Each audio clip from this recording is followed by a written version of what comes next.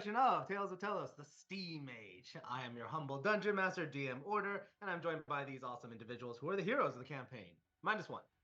Chance is going to be here a little late. Hopefully she'll be here maybe like an hour late, max two, but we'll keep going with the stories. She'll still be here, and we'll catch her up as soon as she shows up.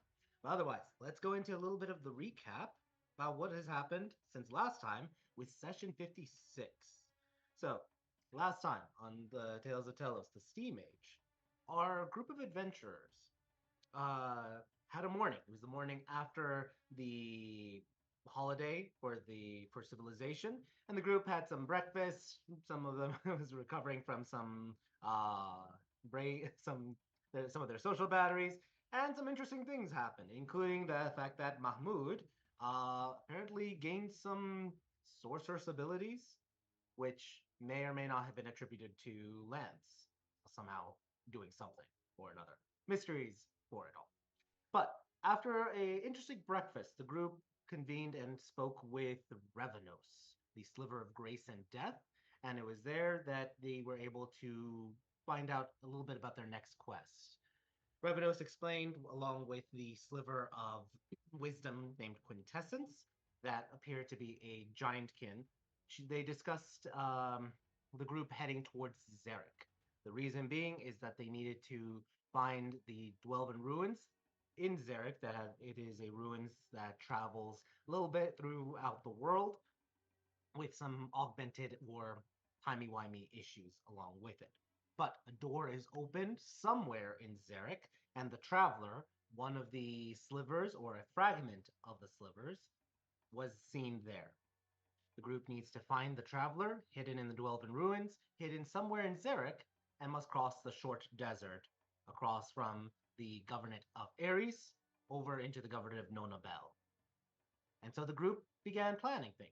And they decided, after some careful consideration, some discussions, that they would use or leverage their connection with the Dawn Callers. 2 days later, on the 19th of Earth, the group was then able to get an official quest to cross the short desert and hunt some monsters, uh, some monstrous creatures for it. And so the group began planning. Group has began making some purchases and doing some final elements of wrapping things up in the city of Timoshk. And if any of you guys are interested in seeing anything from last episode or any of the previous episodes, feel free to check out our YouTube channel, Castles and Calamities. So fun time there. Also, and I should have made this also another announcement for it. But if you also want to see our sister campaign, picks it right back up this week. So if you want to see the continuation after a strange arcane mishap or sabotage that has occurred to the heroes of that story on Thursday, check it out. All of our past episodes are on YouTube if you're interested in seeing that campaign with gods and political intrigue, as well as survival and adventure. Check it out. Otherwise, let's get into tonight's session for session 57 of the Sea Mage. I'm going to ask everyone to roll me some d20s. I'm scared too. Yep, that tracks. That tracks. Also, welcome, Chance. You made it. We're happy to have you. So, great. Let's see. So we got Lance for 19, Alice for 3, Erlon for 8, Chance for 18, and then Zanny for 7. Um, Below the curve again, but hey, it's fine. It's fine. All right. So, Lance, was there anything in RP or other last thing that you wanted to bring up before the group has officially left the city and has started making their journey for it? And this is a time moment, so you can just crisscross applesauce anything from the 17th to the 19th. Literally, as we're walking out the door, Lance is like, "Oh, by the way, I got us some capture jars. I got us a vase and an urn. Stealing, not cat stealing. I got us 2 Pokeballs, a regular and a great ball." All right. So also, the one we have to pay off when we get back because I might have bought it on credit. Alice, if you were talking, I saw you like open your mouth, but you're on mute. Yeah, I just said fantastic. Just want to Hey, make sure. Chance talked me out of taking and buying the very rare 500,000 silver one, so y'all are welcome for that. I'm pretty sure I just talked you out of buying it for now, and you still want to buy it. But The that's going to be a 500,000. loan we all take credit for. Something we need to talk about later. That Lance did not purchase 500,000 Yuda item on credit. Only 50,000. Don't worry. So Alice is like, what? All right. Any other thing or tidbit you want to bring up and mention, highlight with Lance over the last few days? Oh yes, Lance holds up this glob of hard clay and says, "I made this." It is an oblong shaped item. It was supposed to be a jar. I didn't realize you were that lonely, Lance, darling. Yeah, what is that? It was. Oh, I was gonna try to make a jar, and so I could enchant it, but it came out even cooler looking. All right. Awesome. okay. So that was Lance. Let's go to Chance. Is there anything Chance has done last 2 days, time souping everything before leaving the city of Timoshka and the government of Ares? She's just trying to keep herself busy. She is she hanging out in the Peace Temple, hanging out with Lance. She went exercising with Erlan. She's just trying to either be completely alone or when she gets in her thoughts, trying to distract herself. Fair enough. Roll me a performance check, please.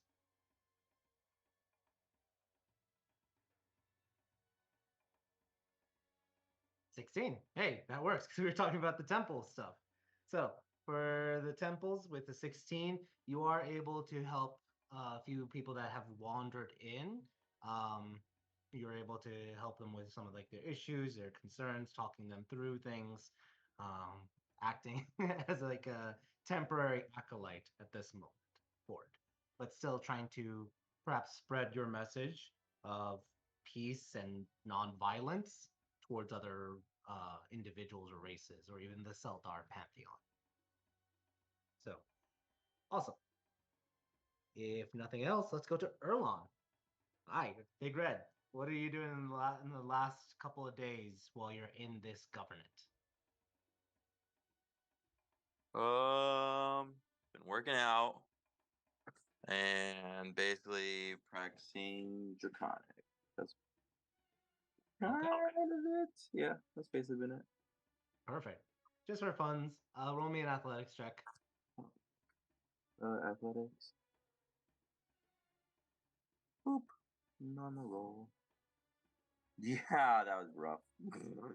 9. You start working out new muscle, and it hurts. It's a sore kind of hurt, but What is this new muscle you speak of? I posted it in the chat. It's when you do jump rope with the barbell. Oh god. Jump rope with the barbell. Okay. I posted a TikTok on it a couple days ago. Yeah. Oh, yeah. okay. When we first started doing the RP. With barbell. I'm actually kind of curious just to see kind of like. It's rough. Guy literally tied ropes to the end of a barbell with 45-pound weights on it, got it swinging enough, and then spun it over his head. And it's watch your shins. It's not your shins that you should be worried about. It's the back of your head as that thing comes swinging back around. Yeah. I think it would be more appropriate if Harlan is wearing weights, like a weighted vest, and then trying to do the jump ropes on top of that. So. Yeah. Because barbell, Jesus Christ, that's just it's so dangerous. All right. So yeah, you're definitely feeling lots sore for the new muscles that you're working on, the new endurance training that you're doing, Erlon. But still, no adverse effects. This is just you kind of like spending your time in the last 2 days for using your membership for the Brown Bear Gym. All right, excellent. let's go to Zanny. Zanny, do you want to recap anything that you've done the last 2 days, as well as any last thing you want to emphasize that you've done throughout this time before leaving the government? I mean, mostly Zani's just been working in. She's either been in Adnan's lab or she's been hanging out with Laura. I mean, that's pretty much it. She's finally figured out the basics of grenades, so she can now make her own, or at least attempt to. And I managed to, at the cost of us losing that one vial of ointment we had, I'm able to learn how to reproduce it now. So now I can just make those. And then the rest of it's just been a lot of time just hanging out with Laura and a little bit of time with Alice and some ghosts. That was fun. But the rest of it's just been kind of getting to know Laura more and Zanny feeling a weird way because she hates kids, but this is a child and she doesn't hate this child, so doesn't understand what's going on. Yep. With that being said, roll me 4d12s, please. All at once or separate? Doesn't matter. Okay.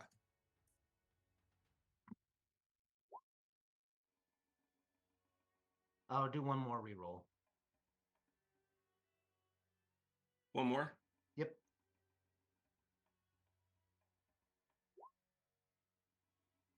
I meant one more d12. Oh, sorry. It's fine. Just one more d12. Yeah, just one more d12, please. Gotcha. 9. Okay.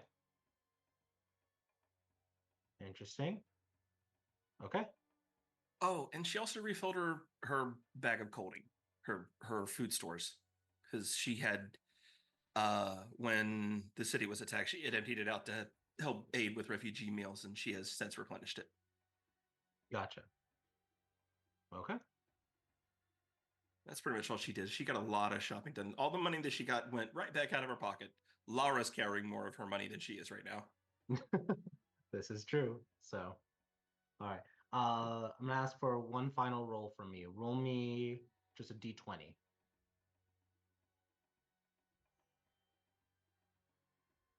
Ooh. Cool. Okay. May do one final roll for things.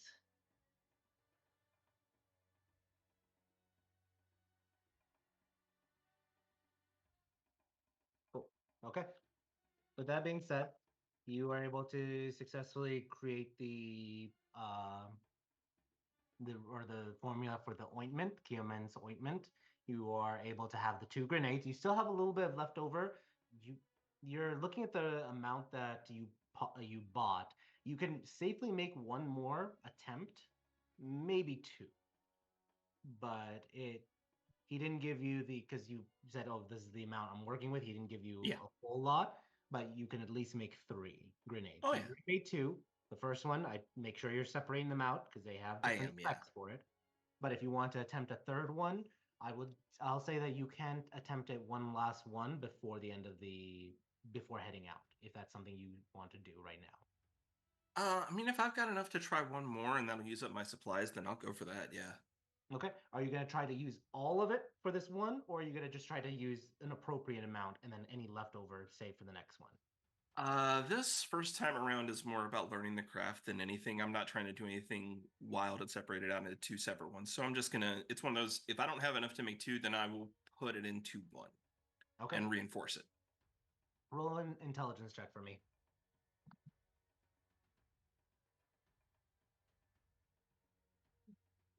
Not advantage. Roll. There we go. Okay. Roll the Tinker's check straight. Or actually, disadvantage. I'll adjust the DCs for it, but disadvantage. Okay.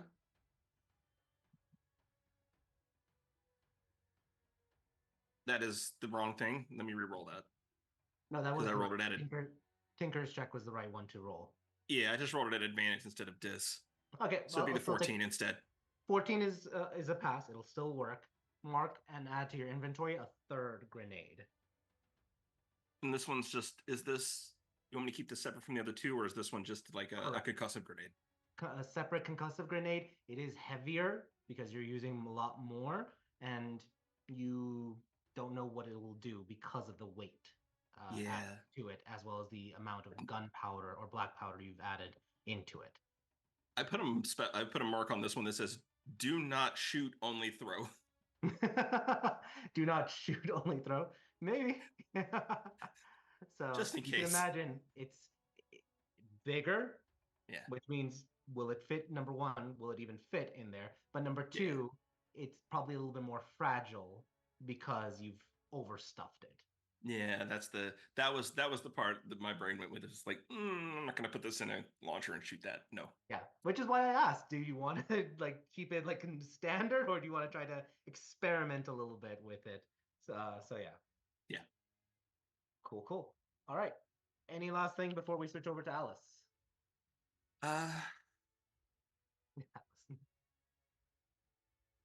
I wanted to do ascending, but I think I'm gonna hold off like one more day on that just to check in with somebody else. So Okay. Sounds good. Let's go then to Alice. All right. Alice, what have you been doing the last 2 days? Do you want to summarize elements of it or anything else you want to add to make sure it's on the record? Yeah, I'm getting just all sorts of signals from Revenos. I think he wants me dead. I think he wants to help me. I'm not entirely sure. Man's an enigma. I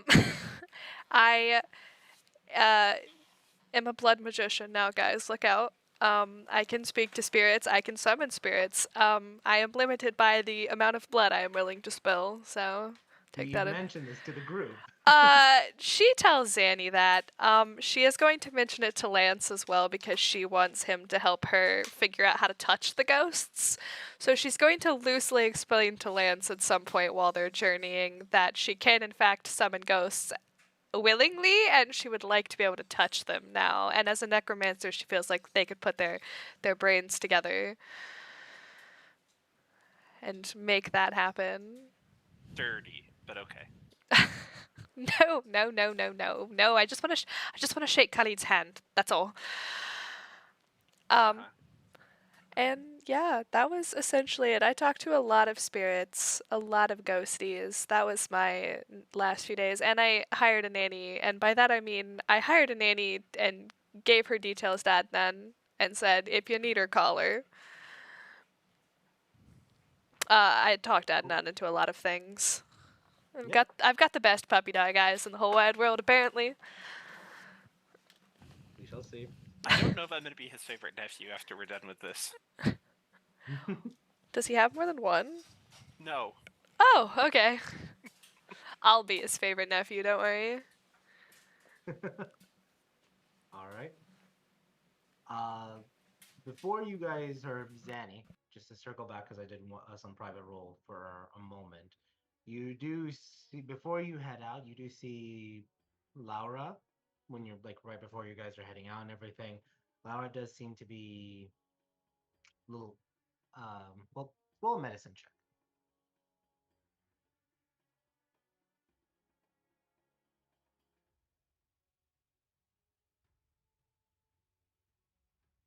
normal, please. There we go.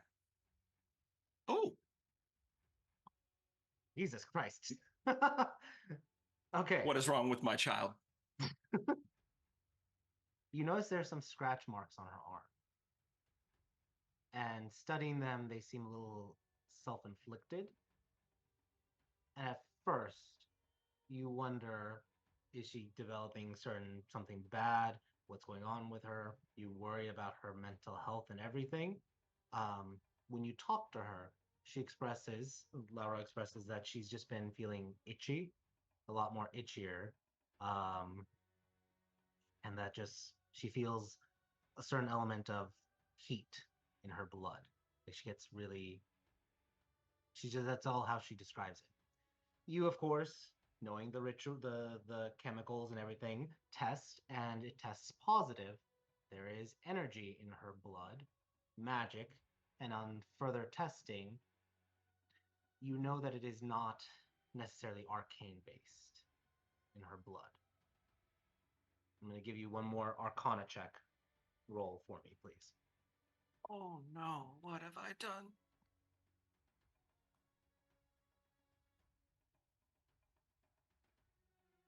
You dealt with a lot of blood samples in your lifetime, especially in like medicine and everything. There are some traits here that are precursors or indicators for Blood Hunter. Oh. Oh. Hence the scratching. You think like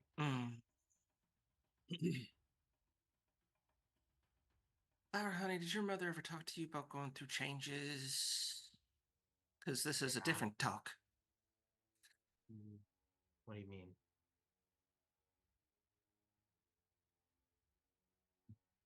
I need to explain something that happened yesterday. Something that I noticed and I think you didn't. But I think I may have charged you with some power, honey, and maybe given you some abilities. And that might be causing your itchy arms right now. Okay, so should I get ointment or something? Yeah. Give me a few minutes and I'll go whip up something real quick for you. I've got a couple of analgesics. Right. And it should help for the itching and it'll keep the itching down. Just don't scratch it. And then when I get back, we're probably going to have that talk about your future that we were talking about before. Because I didn't mean to, but I think I may have given you one whether you wanted it or not. Okay. You see, still has like the art guard up as normal with Laura, but definitely you've earned a little bit of her trust already. So, all right. Yeah, I don't pull punches with this kid. She's had enough of that. You whip up some ointment to help with the scratches and everything, and give it to her, and promise to talk to her more about her changes that are to come when you come back. What I'll actually do is I'll just full on leave my healer's kit with her because I have my other medicines, but I also just have a healer's kit, and I'll leave that with her. Sounds good. I also definitely see this as, by the way, that was what the rules were earlier for. So, congrats! Turned her into a blood hunter. Have a baby blood hunter, oh god. And Lancer and Mahmoud into a sorcerer. So, Alex. Just get that done and just wide-eyed stare of, like, as soon as she turns away from Laura, that's just a wide-eyed stare of horror at anybody that's looking at her. Just now the question is, Zanny, did you break? Go ahead.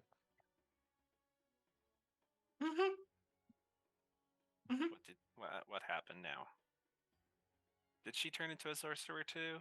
Nope. No. Abad? No. She's got blood stuff like me. We need to talk. We're starting to get some empowered people. We're starting to make some people that way. It's becoming a thing. We need to talk about this. Oh shit. Blood stuff. Is she a blood hunter? If she wants to be, I think she'll grow into it pretty well. Let's just put it that way. Who has the necklace? That is a good question. Who has the ruby necklace?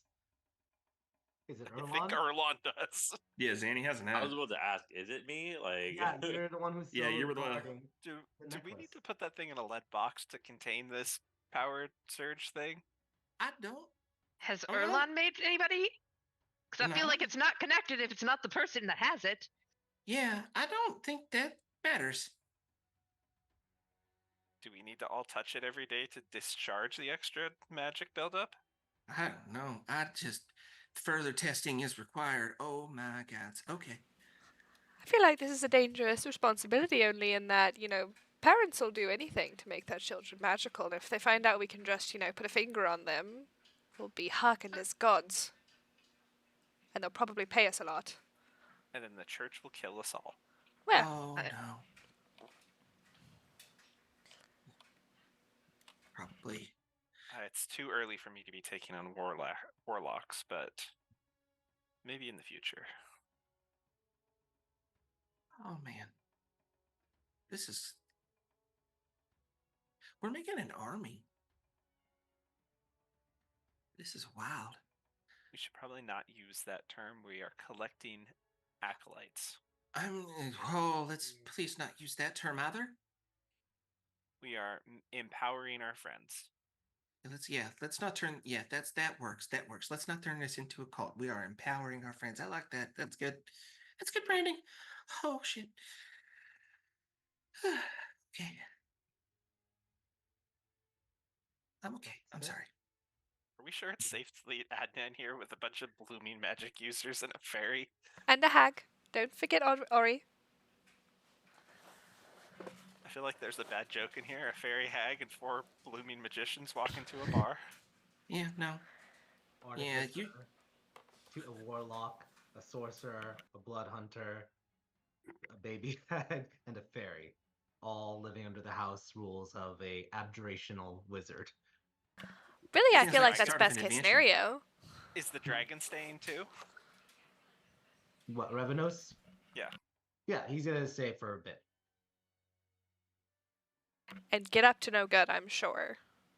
Lance, I think we're going to end up having to build a school. I think we need to buy a house. That's Yeah. not my uncle's house. Yep, A I big completely house. agree. At least we'll have something to do with all the little hag girls. We can send them to school for 13 years. Yeah.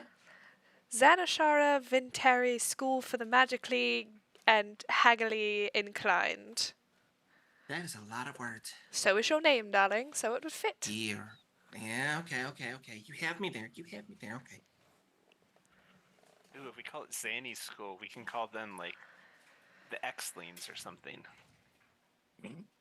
Huh. I don't know, I'm not sold on it.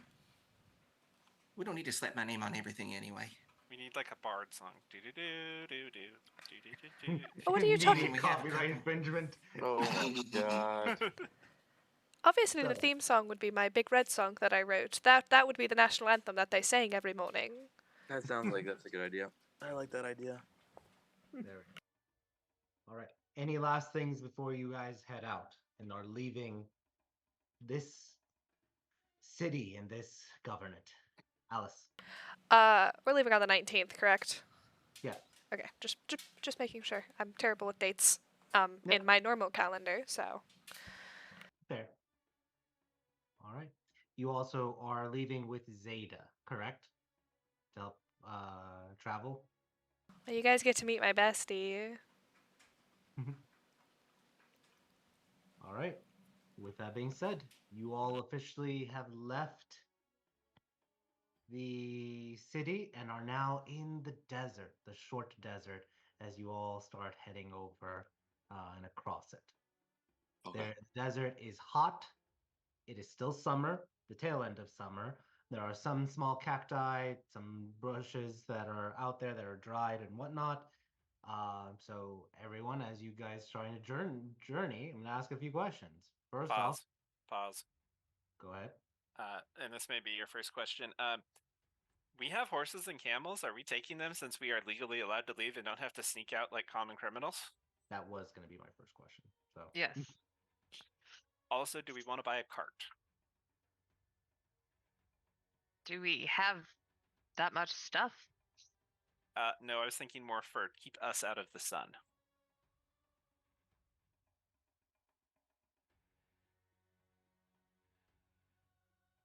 I'm not against it as long as we can afford it.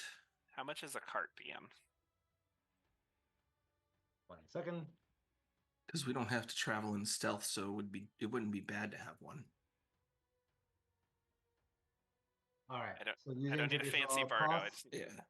we're just talking about a cart, or are you talking about a carriage? A carriage will help better with the heat versus a cart is open, but there's no. You're gonna have to finagle some tents. I mean, I think you're thinking like a prairie schooner. Oregon Trail, wagon. you know. Yeah. Yeah, Covered that's what my brain has. Okay. covered cart. Yeah, so that'd probably be like a carriage. Except carriage would be like built all around. Is Whereas that the would look more most like a frame. Midwestern or West Coast version of Oregon? Let me check one quick thing. She said Oregon. I say Oregon. Oh, All right. I just Let's call go it with hell. oregano. I'm gonna take the wagon, and I'm gonna triple the price. It's still cheaper than a carriage. Actually, I'll double the price. Still cheaper than a carriage. So that'll be 700 Yuta. 700 Yuta for a cart. Yep. Done. Yeah. Because a wagon, according to 5e, is 35 gold. So double it, 70 gold. To convert it to silver or Yuta, 700. How much is the carriage then? The carriage is 100. So 100 gold, which would be 1,000. 1,000 Yuta. Oh shit, let's just buy that. Yeah. Well, I guess my only thing would be like the I mean, like the carriage is more comfortable for people, but the flatbed is more comfortable for like if we pick up something like A screaming, riling monster. Hauling things back. Yeah, like an unconscious monster in the back tied up. And You drugged also up. do have 3 mounts, I will mention. Estella, Humphrey, and Sandra. So technically, I mean, you can hitch a wagon on Estella, and then Humphrey and Sandra can pull the carriage. That is possible. Do we want to make a mini caravan, have a carriage and a cart? I don't think so. Let's just get the covered cart. 700. Yeah, I think two. I don't think we need two. I think just one will be fine. A lot of like I'm with Chance on the thought process of we pack away a lot of our stuff on ourselves, like in bags of holding. Like we are the bag of holding squad. Yeah, like I So- could just see us picking up, I don't know, we'll find something in the desert. It'll be a friggin' broken missile, and Zanny will be like, I need to take this with us. Mhm. Don't we have or- a fridge or fireplace or You guys stove do or have a something? stove. Yeah, we still have a stove. And or we go to like Raid of Tomb and we find a door made out of solid silver or something like that, and we just like, yeah, we're gonna take this door with us. And by we mean, hey, Big Red. So that is also another question. Are you guys leaving the stove at Nan's house, or are you taking it with you guys? Oh no, that thing's just chilling in the backyard at this point. Just a spare stove in the backyard. It's just up against the back of the house. Yeah. I know. I legit just keep forgetting it's there because I want to take it apart or fix it one way or the other. So awesome. So you guys mark off the 700 Yuta for a wagon. You will be able to finagle some of your tents to make a covered cart to cover it completely. And that will be fine. Are you having all 3 of your mounts pull it, or dividing it up somehow? Was the 700 for a covered one, or was the 700 the cost to modify the base one into it? Yeah, because I thought the regular wagon was the 35. cheaper thing. Yeah, the regular And- wagon is the normal one. You're giving it covered, which is double, so that's why I'm saying 700. That's the Okay. tent, the wrap, the tarp for it. Yeah, but I guess I thought the cost was like buying the covered wagon, not us finagling our own thing. Okay, sorry. Yeah, you'll buy the covered one. No finagle allowed. No finagling needed. All right, it has been paid for. Excellent. So also, that's number one. But to answer that final part of the question, what mounts are pulling it? The horses, and we have the camel walking on the side. Alice, you have We have singular horse and 2 camels. Then flip that. All right. So I yeah, thought we had 2 horses and a camel. Stella was not made to pull a carriage, okay? She's there to look pretty. Sure. So yeah, you have 2 camels, which is more than enough to be able to handle it. So great. Now, are you going to let other people ride her then? Oh, me. Well, then we need more horses. Well, some of us can ride in the cart. I thought that wagon. was the point of the cart. Yeah, and I was gonna ask if I could borrow Billy and ride him. That's fine. Zanny is riding an undead goat. Damn it, Zanny, we never went and got the dire hippo bones. Shit! You know what we could have done instead of having the camels pull the cart is have a dire hippo skeleton pull. Yes, we could have made a giant monstrosity out of bones. And why am I happy about this? What have you done to me? I've shown you the way. Also, tomorrow I should be done and able to carve my new friend. Oh, well, that'll work. Yeah, the big giant goblinkin guy. Oh. So you're gonna have another one? Yeah, at least one more. Oh boy. I have 2 more sets of bones that I didn't activate yet, right? You have one. The bones that you said, like you from that woman that was being eaten. Yes. That's the only one I'm aware of. Okay. Lance is not going to willingly admit that he has not figured out what to do with her and is totally going to turn her into a skeleton yet. Gotcha. I take back what I said earlier. You're making an army. Well, that was always the plan. Oh yeah. I wasn't thinking earlier. You're making the army. Just wait until I'm powerful enough to start controlling other undead that can make undead. I was trying to combine your name, Lance, and Phylactery. It's not working. A lactory. No, like the lich thing. No, yeah. Lance and phylactery. You just drop the pho and it's a No, lactory. no, it should be Phylactery. Philanstery. Yes, there we go. That's what your army is called. I just call them the Bone Gang. Or the Bone Boys, but they're not all boys. We have 2 bards in this party, and you're not one of them, and that's the name you came up with. The Bone Brigade? Yeah. It's they're bones, and there's a bunch of them. Why not like the Bony Bunch? I mean, we can still workshop it. There's nothing set in stone. I haven't ordered them jackets yet. I mean, they're your army. You name it what you want. Yeah, we'll just make fun of you for it. A little bit. Just a little bit. Only because we love you. All right. Question number 2. You guys have your carriage, your rides going forward with it. You guys are packing food, or are you gonna be using the supplies that you got? I mean, I will. I mean, if you guys want me to, I'll cook while we're on the road. I've got the materials for it, so that we don't have to buy rations. That's fine. And then I can just use my chef feed every day and give us extra hit points and stuff like that. That's fine. Okay. So we got in water. You have the decanter that automatically saves it on that part. So there was the mounts. There's the food and water. Any other miscellaneous supplies you guys are taking? I would say everyone mark off. Let's do 30 Yuta for any toiletries, toothpaste, and any of that nature. And I think you guys should be good to go then.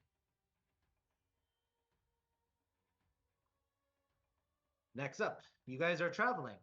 So you guys are traveling and you are not sneaking for the first part as you guys are crossing the short desert. You guys are gonna let Zeta take the lead for like the rolls. Is that correct? Or is someone else gonna try to take the lead and have guidance or anything else added to them? This is survival? Yep. Yeah. I have a plus. Zeta's a ranger. Yeah. I think the only Zeta's person ranger. who holds a candle is red. Yeah, big red. And- I can't survive worse shit, I'm pretty sure. Let me make sure. Yeah. Yeah, None I'm of a us have plus great two. survival. No. It is also her favorite terrain is both. She has 3 favorite terrains. One is grasslands, one is desert, and one is city. So this would count as either grasslands or desert. So she's already in her favorite terrain, already gets advantage, and she has a +8 to survival. Let her cook. Yeah. So cool. Anyone else adding any bonuses to her, or is this just it? Yeah, I'll hit her with a little bit of inspiration, mostly because I'm assuming she's on the horse with me, or did she bring her own beast of burden? She actually, well, She's if probably you riding guys in the are cart. traveling by horse, she would get her own horse, and she has her own horse. So Okay, well, Alice is gonna ride next to her, and she's throwing jabs at her. That's my inspiration for her this day. Is she's pestering Zeta, going, "Darling, are we there yet? Are we there yet? This you're is about to give taking." her disadvantage then. Nope. It has to be a legitimate inspiration. You What? could still do that and then add in something else, but you have to make it inspiration. Inspirational? I feel like that's pretty inspirational for her to get us where we're going a little bit faster to shut me up.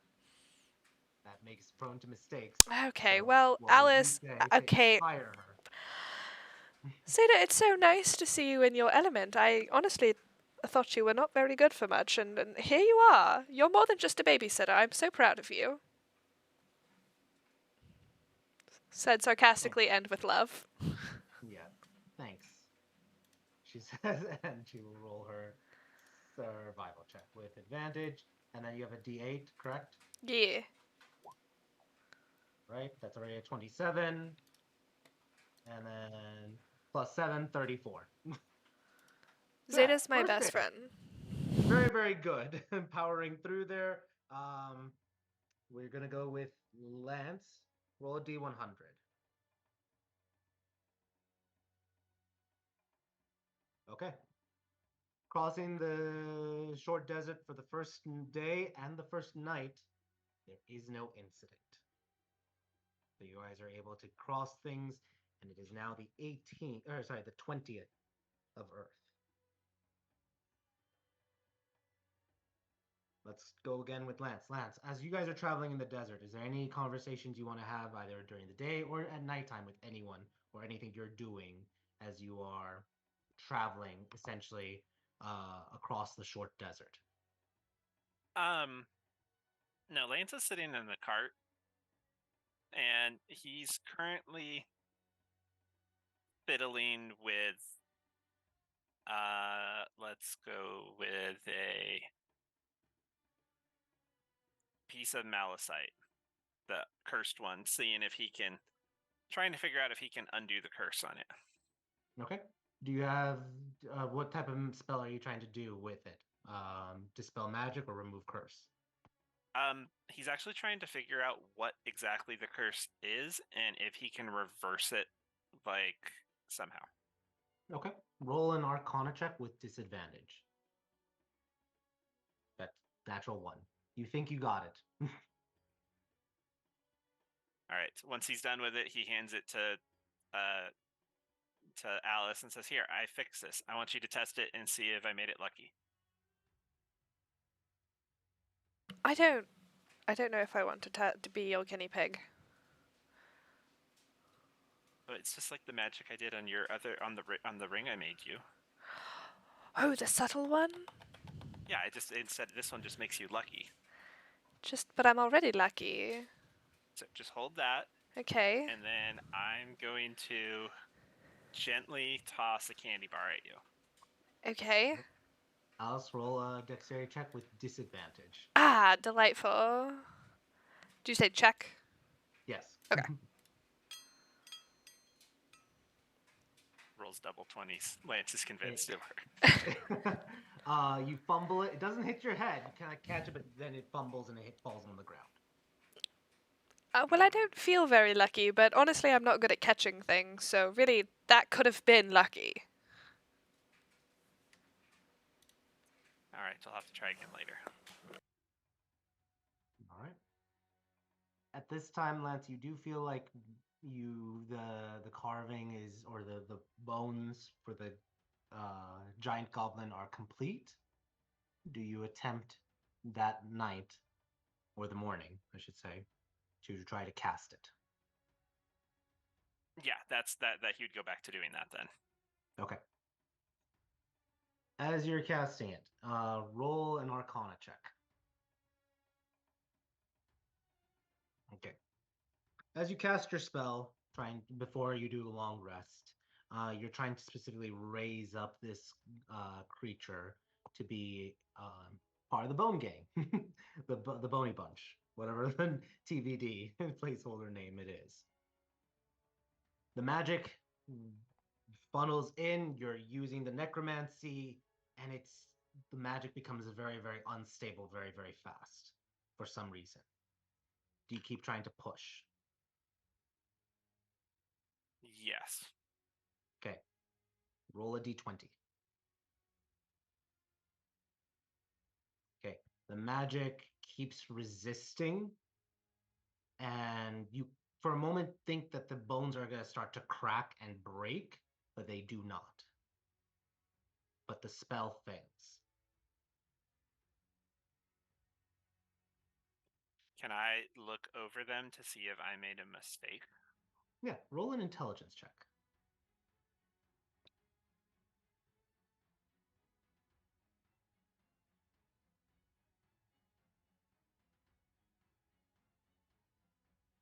$24. You review meticulously throughout the night all the carvings that you did. There was no mistake.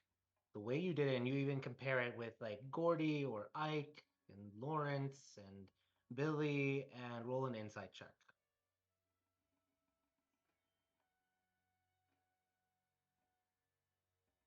The runes on Billy are different.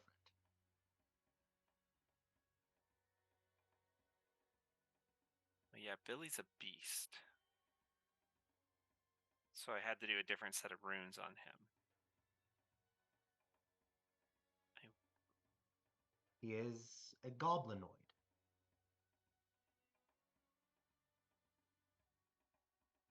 Wouldn't he still be humanoid, though? Technically goblinoid. Bugbears aren't humanoids? Bugbears are goblinoids. Or sorry, giant goblins are goblinoids. Interesting. So you may have to remove all the markings and then redo them because you were chiseling through it. So you have to remove and mend all the bones all over again and then try again. You guys just all hear Lance in the corner just angrily casting mending all night long and swearing while he's doing it. Just like imagine bone by bone, you're just like a minute for an inch to redo it all. So you need to, but I will say this, roll a Arcana check. This is an epiphany moment for you, though. The spell is specific to the creature type. So your spell would not work on dragons, would not work on oozes, would not work on any of these others. You perhaps need to invent or discover what the proper rune sequence is to be able to cast Raise Dragon, Raise Aberration, Raise Ooze, Raise anything else. So in failure, there is a enlightenment moment. As Lance is doing it, he just sits there and goes, "Son of a bitch, I know how to make the cubes Zanny, I can make the cubes activate." Wait, what are you? I can raise the Jellos cubes. I know how to do it now, kind of. I need to invent I need to invent an entirely new spell. Okay. Called Raise Jellos. That's terrifying. So, no, okay. So I did all the carvings on this thing, and it didn't work because it's not a humanoid; it's a goblin. Okay, so your magic's got to be tied to the type of creature. So like you couldn't Right. do So this with like a celestial.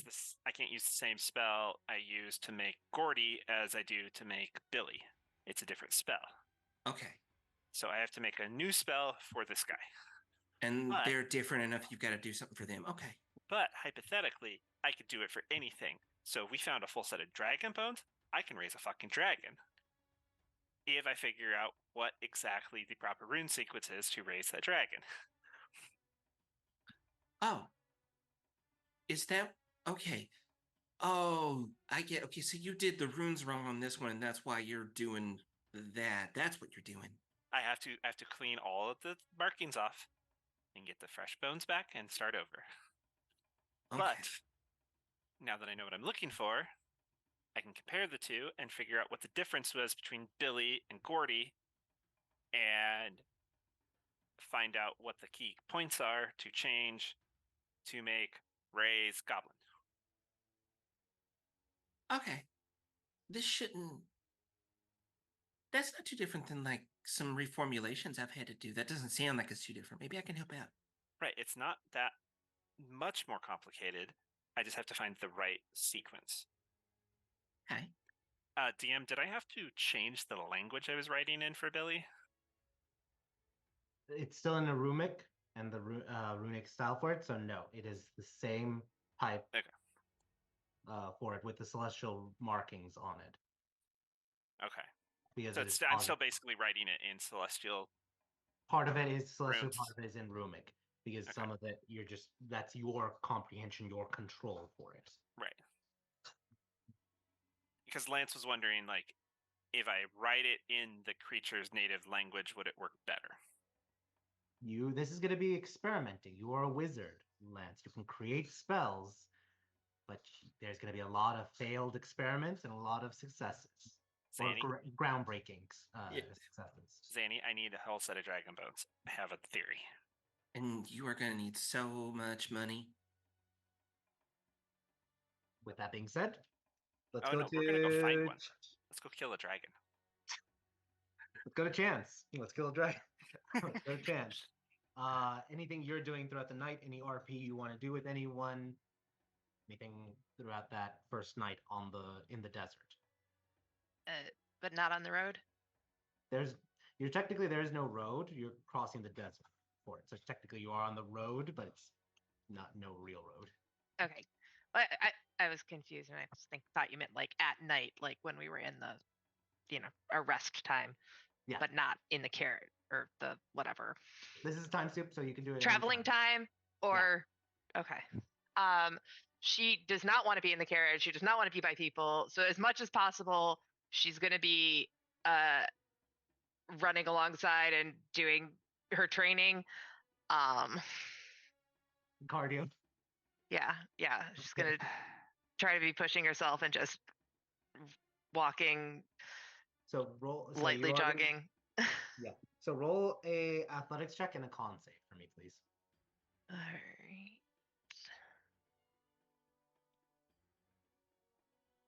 Athletics is good. And con, yeah, you are definitely able to keep up that first day. You guys aren't traveling too fast, just because you have the carriage and everything, so you are very able to keep up with it and have no adverse effects, especially with the heat or anything like that.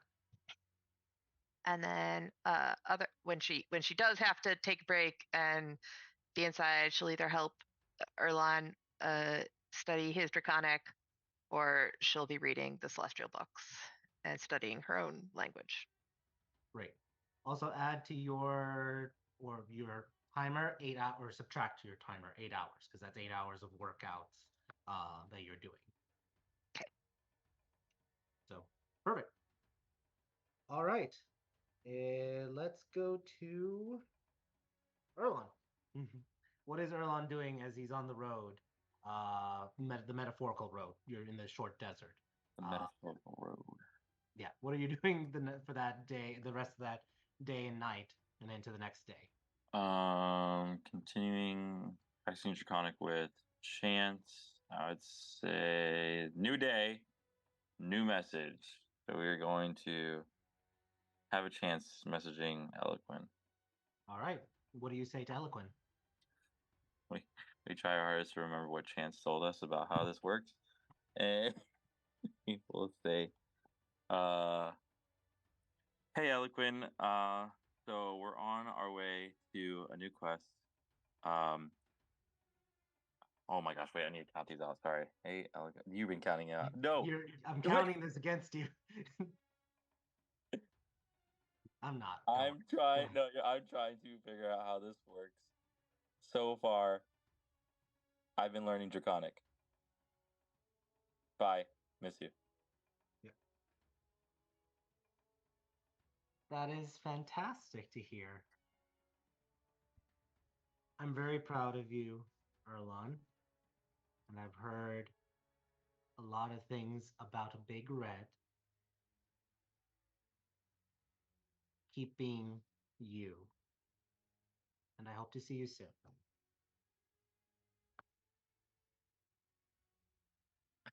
Did everybody else hear that, or was it just me? It was just me. It was just me. It is in the stone because you're using a stone. So Perfect. Whoever is nearby would have heard it. Okay. All right. Nobody's nearby. I'm all by myself. Okay. You like take a moment there in the wagon, tell everyone I need my private time. I need my private time. Like everybody trusts that. I mean, Erlon could be like Chance, like, I'm going for a run. Yeah. Oh my gosh. Cool. Incidentally, do you guys have a prestidigitation chamber pot? I have a shovel. There you go. So just shovel for the immersion, take note that's what you guys are doing in like behind cactuses or cacti or in any large bushes. So if a prestidigitation chamber pot prestidigitates, can't we just prestidigitate? Yeah, if you have that spell. Not all of you have that spell though. Could ask for help. I don't think we would ask. I'm not helping. I have a shovel. Zenny, I'm not helping. I have a shovel. Like Zanny and Erlon doesn't have probably would not ask anyone. I was gonna say Erlon just is peeing on every cactus we pass, anyways, just to mark his territory. Of course I am. And you have me peeing on you at one point. He's like, "This is my tree. This is my tree. This is my tree." Oh my gosh. So there we go. So for that immersion, think about that. And then at least you have the decanter of endless water. You can brush your teeth. You can wash your hands. You can do anything else you need for it. So, all right, day 2. You guys are getting deeper and deeper into the short desert, into kind of like for it. So last one was, well, actually, sorry, that was Erlon. Didn't mean to skip ahead for it. Let's go to Zanny. Anything you're doing for the nighttime or that day while we're in travel? She is using a little bit of free time to use her alchemy jug. She's gonna use it to produce the poison that it can make, and she's just gonna normally to make poison for the poisoner feat costs like 50 gold, and I'm gonna use the poison from that and try to boil it down and use it instead. Okay. Because it's a basic poison. So great, you're able to acquire that, add that to your inventory. Excellent. And then Alice, what is Alice doing on on the road again? Alice is just showing off to Zeta what she can do now. For the sake of us not having to go through the fact that I haven't spoken to Call or Garrick, she's just gonna summon Aisha to show off to Zeta one night. I'm sure I can draw a circle. I've got bottles. I got water somewhere. Yeah, you also Oh, I've used a party thirst. You are running low on chalk. You use it. Does it have to be chalk? Yes. Also, I've only used it once. You had one piece of chalk that you've used technically once. No. Yeah, that's right. Yeah, he just left the circle on the gun. Right. Adnan just has a pentagram in one of his rooms now. That's correct. You are correct. I forgot that you didn't erase it. So thank you for clarifying that. So yeah, you still have one piece of chalk and 2 bits of half chalk if you want to try to ask anyone to mend it. No. She's just gonna draw the world's shittiest pentagram, if only to show off to Zeta. All right, so roll a performance check. Oh, of course. Over 10, maybe? Oh! Very perfect circles, and then the pentagram, everything. I went into the... Roll the... Or wait, sorry. What are you using for fire, earth, water, wind? We have that decanter of endless water, correct? Yep, so you Yeah, still have Zanny, Alice just keeps showing up for more water. And then she disappears. She comes back like 10 seconds later for more water. She's doing this like a magician, by the way. She's very much, okay, and next we're going to do this mystical... Oh, close your eyes, Zeta. I'm not allowed to show you, okay? Look away, look away. It takes away from the magic if you watch. Very, very over the top. And then are you picking how are you doing the blood? Like I'm a diabetic, and this is my pricking finger. Okay. Roll a medicine check. Yeah, that tracks. Okay. And then a charisma check. Alice just stabbing herself. That in also the tracks. hand. I'm gonna use one of my lucky to maybe potentially not roll a 9. Okay, go ahead. Yeah, that's better. Yeah. Aisha is summoned, and Zeta is impressed by her. Perfect. And you were able to have a conversation with Aisha that night. I figured they'd like each other. 2 peas in a pod, those two. And for anyone else who wanders or sees... Oh, if Erlon comes within earshot, Alice will be dragging him into the tent. They would see an actual ghostly figure, a woman, present and talking with Zeta and Alice. Am I crazy now? You're talking to Erlon, right? Okay. Yes. Oh, yeah, no, she's gonna grab him by his ear and be like, get in here, Erlon. What, Alice? I'd like to introduce you to somebody, and she's just gonna motion to the ghost that's standing in a pentagram and obviously ethereal.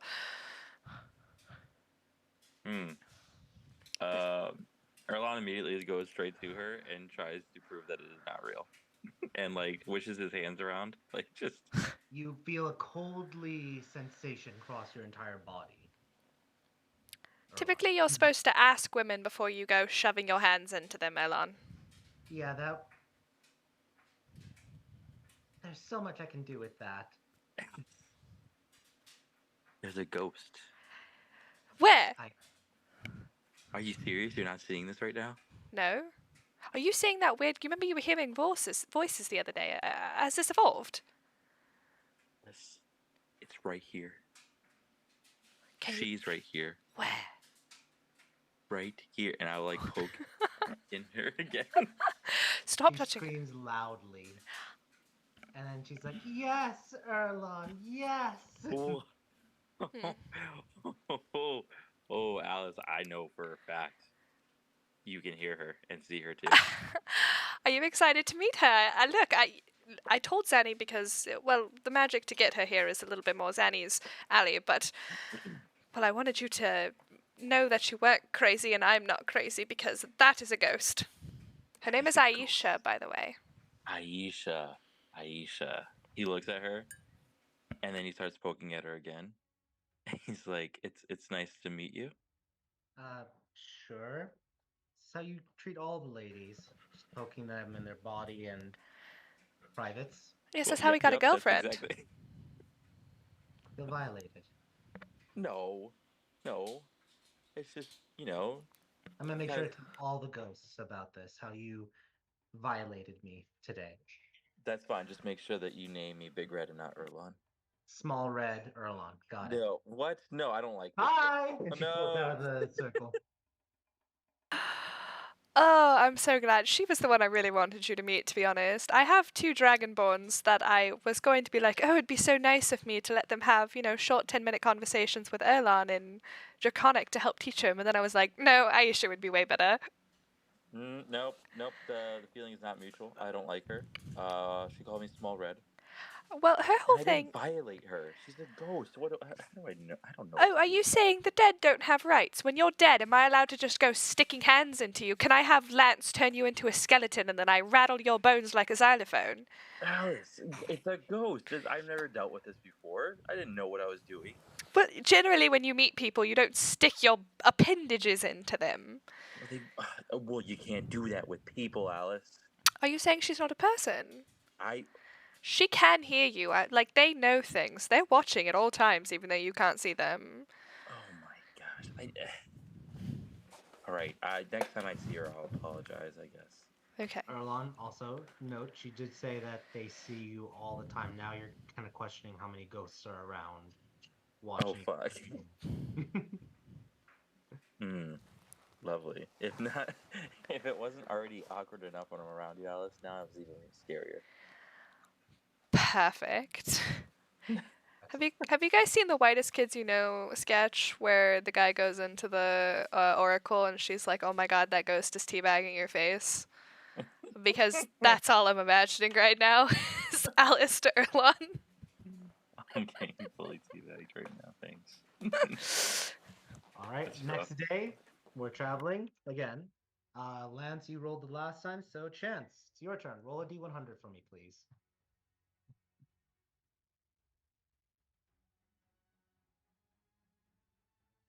That little lone baby cactus. Okay. And same thing for Alice. You're helping Z with her thing, so roll me the d8 for the bardic. Oh, that's just mean. Yeah, that's just mean. A 1 with a wow. She rolled a 14. Okay. Cool. All right. Let me check something. You know, when we were kids and we were all worried about quicksand, we're gonna find quicksand. No, I am on a horse. I'm gonna lose my horse. He's gonna die. Hope you got that water walking ready. All right. For some reason, I do have it prepared, so okay. That shit works on quicksand. It also works on ice and lava. Erlon, roll me a d4, please. You said a D4? Yeah. All right. Is this us walking in the wrong direction? Yeah, tell me about it. I'm a little worried about this. A D4. It's a 2.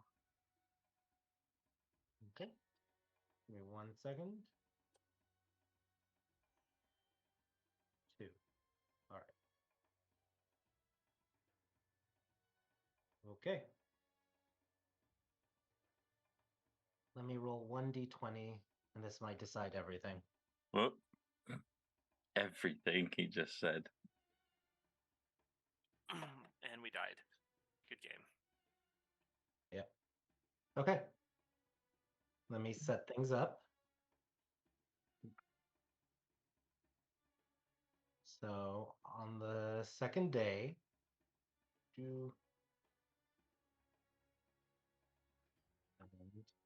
sorry, give me 1 second for it. All right. Everyone roll me a D. No, only since Alice, you have Estella. Chance, roll me a D20.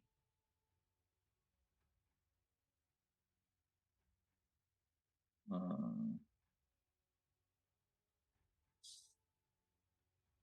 8. Okay, so you're outside still. Cool. Erlon,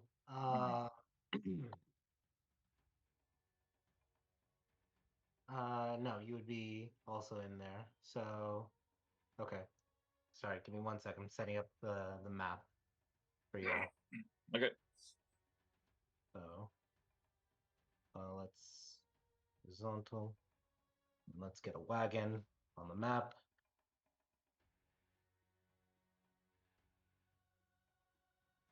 Two.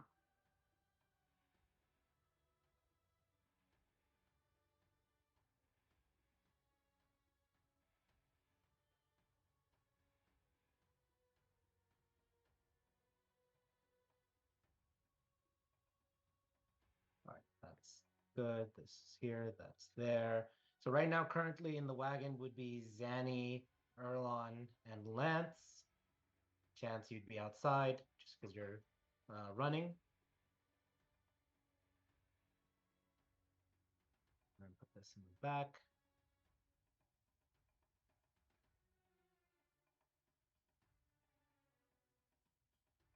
And then last but not least, let me get the camels onto the map.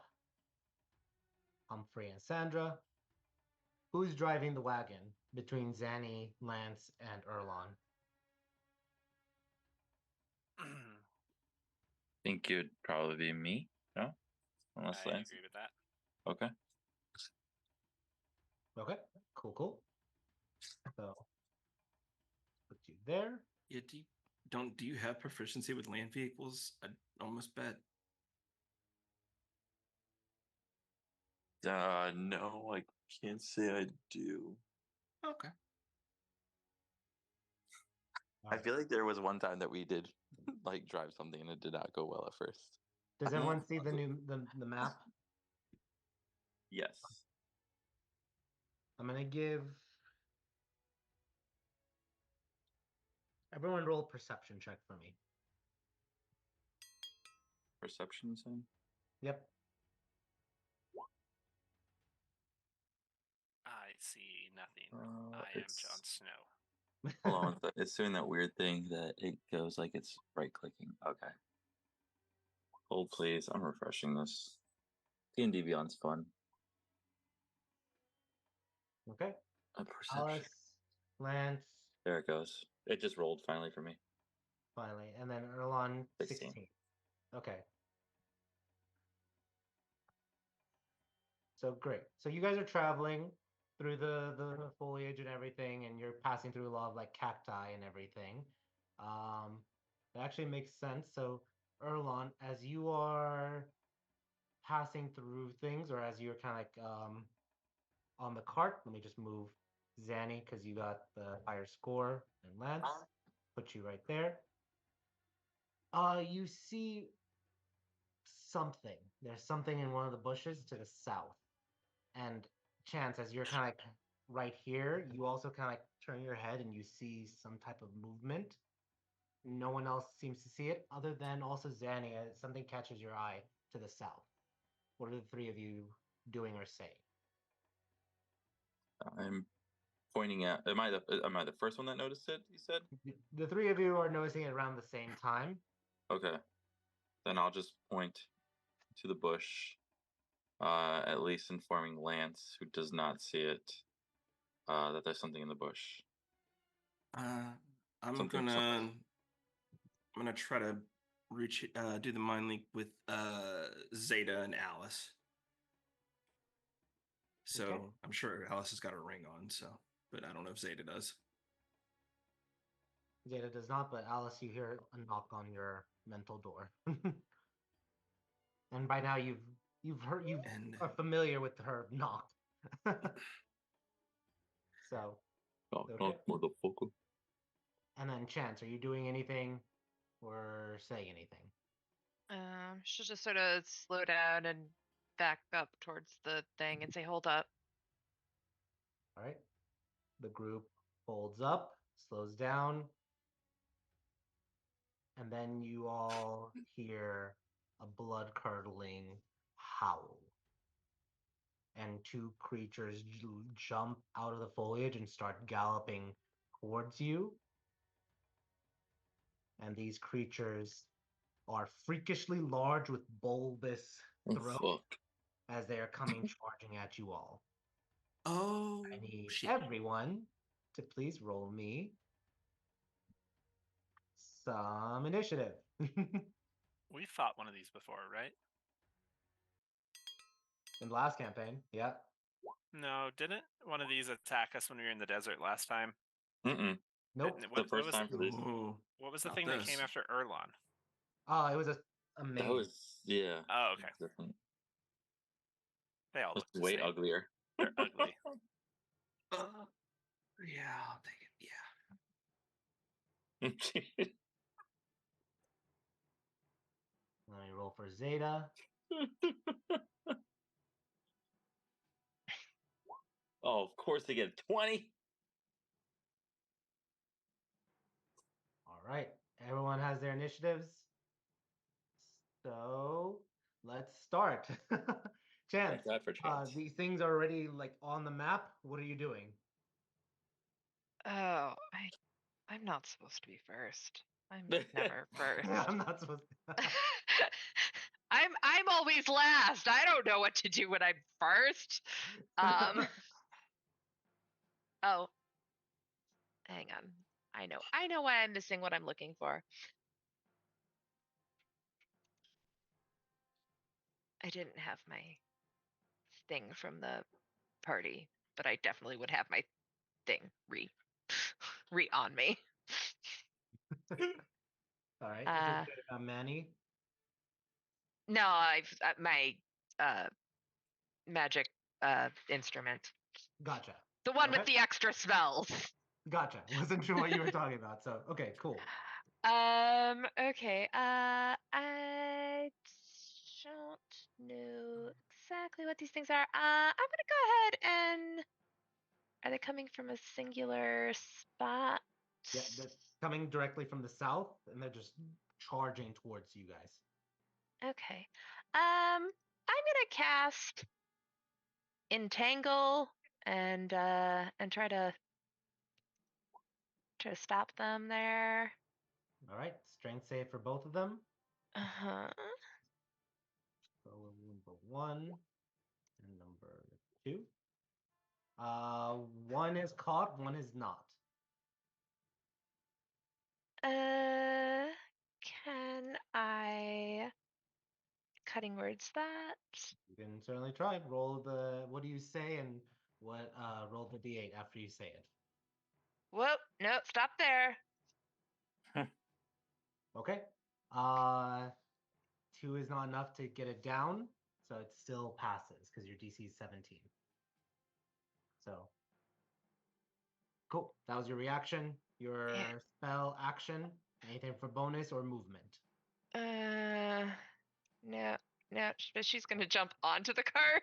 Yeah, just jump on the tarp, push through the tarp. Let me in. I mean, she has enough movement; she could go around wherever the opening is. But I know it's just funny. There's a way better that you left in. Yeah. She doesn't want to be on the ground at the moment. Yeah. Awesome. All right, you are concentrating on that. So great. Wait, it is a concentration spell, right? Or is it just a spell effect? You're on mute if you're answering. Oh, sorry. I'm pretty sure it's concentration. Cool. All right. I can't find it. Yeah, it is. Great. All right. Moving on to the next one.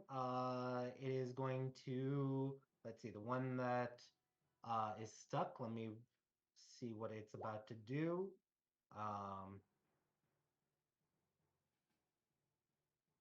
Yeah, it is going to.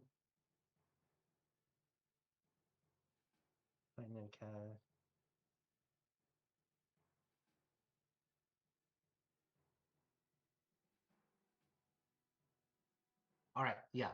So this one is going to look at the cart and everything that's in front of it, and you see with its bulbous throat, it kind of like inhales like, and then it exhales this loud howl that is a mind-breaking howl. And I need camels and everyone in the cart to roll a wisdom saving throw, please.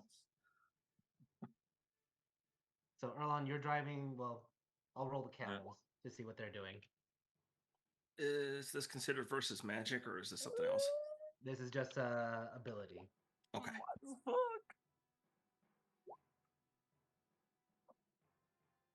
All right, let me roll for camels. They do not have advantage. So number 1, 2. All right, and then the DC. I like cowbells more. Honestly, it was messed up in just a way that I'm like, they're gonna think that's how I spell camels. Camels.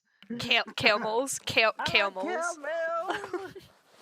All right, let's see. So, Erlon, save. Chance, save. Lance save. Ooh. Danny fail. Camel Camels both fail. Let me just check. Okay. Zanny, you are incapacitated. Jeez. You just automatically cannot move as you are struck by the magic of this, or the curse of its howl. And you'll be able to try to break free with another wisdom saving throw at the end of your turn. The camels basically flop to the ground and they're incapacitated as well. Ah. That was for that howler. The other howler is gonna bolt around, get right up close here, and is also gonna do the same howl, except this time targeting everyone in this 60-foot cone. So I need everyone except for Zanny to make another wisdom saving throw. And that means also you, Alice. Changed my dice, rolled a 17. Damn. And also, Alice, roll for Estella to see if she's gonna. What does horses get? Type up. Let me pull up a horse stats, and I can tell you. Flat roll. No, horses are smart. The horse has a +0 for wisdom saving throws. So roll just straight d20. Oh, yeah. I need you to roll an acrobatics check for Estella. I have a question. Wait. I have a question. Go ahead. So I'm wearing my talisman, and she's technically wearing me. She's not wearing you. She's carrying you. That's the same thing. No, it's not. Ugh. Okay. So roll an acrobatics check. Oh, so it wasn't the dice, it was me. You I'm roll a d6. going to use my lucky to You're try lucky. to not break my ankles. Okay. Roll one more time. Okay, I'm gonna break my ankles.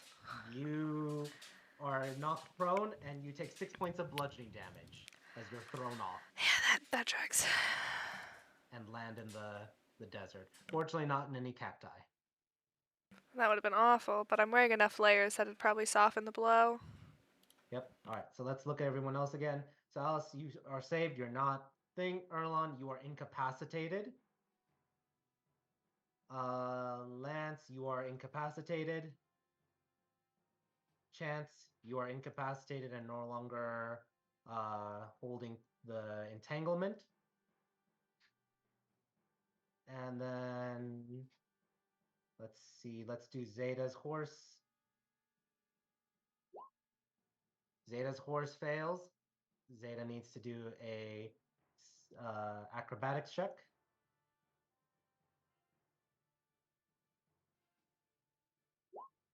This 22, definitely a success.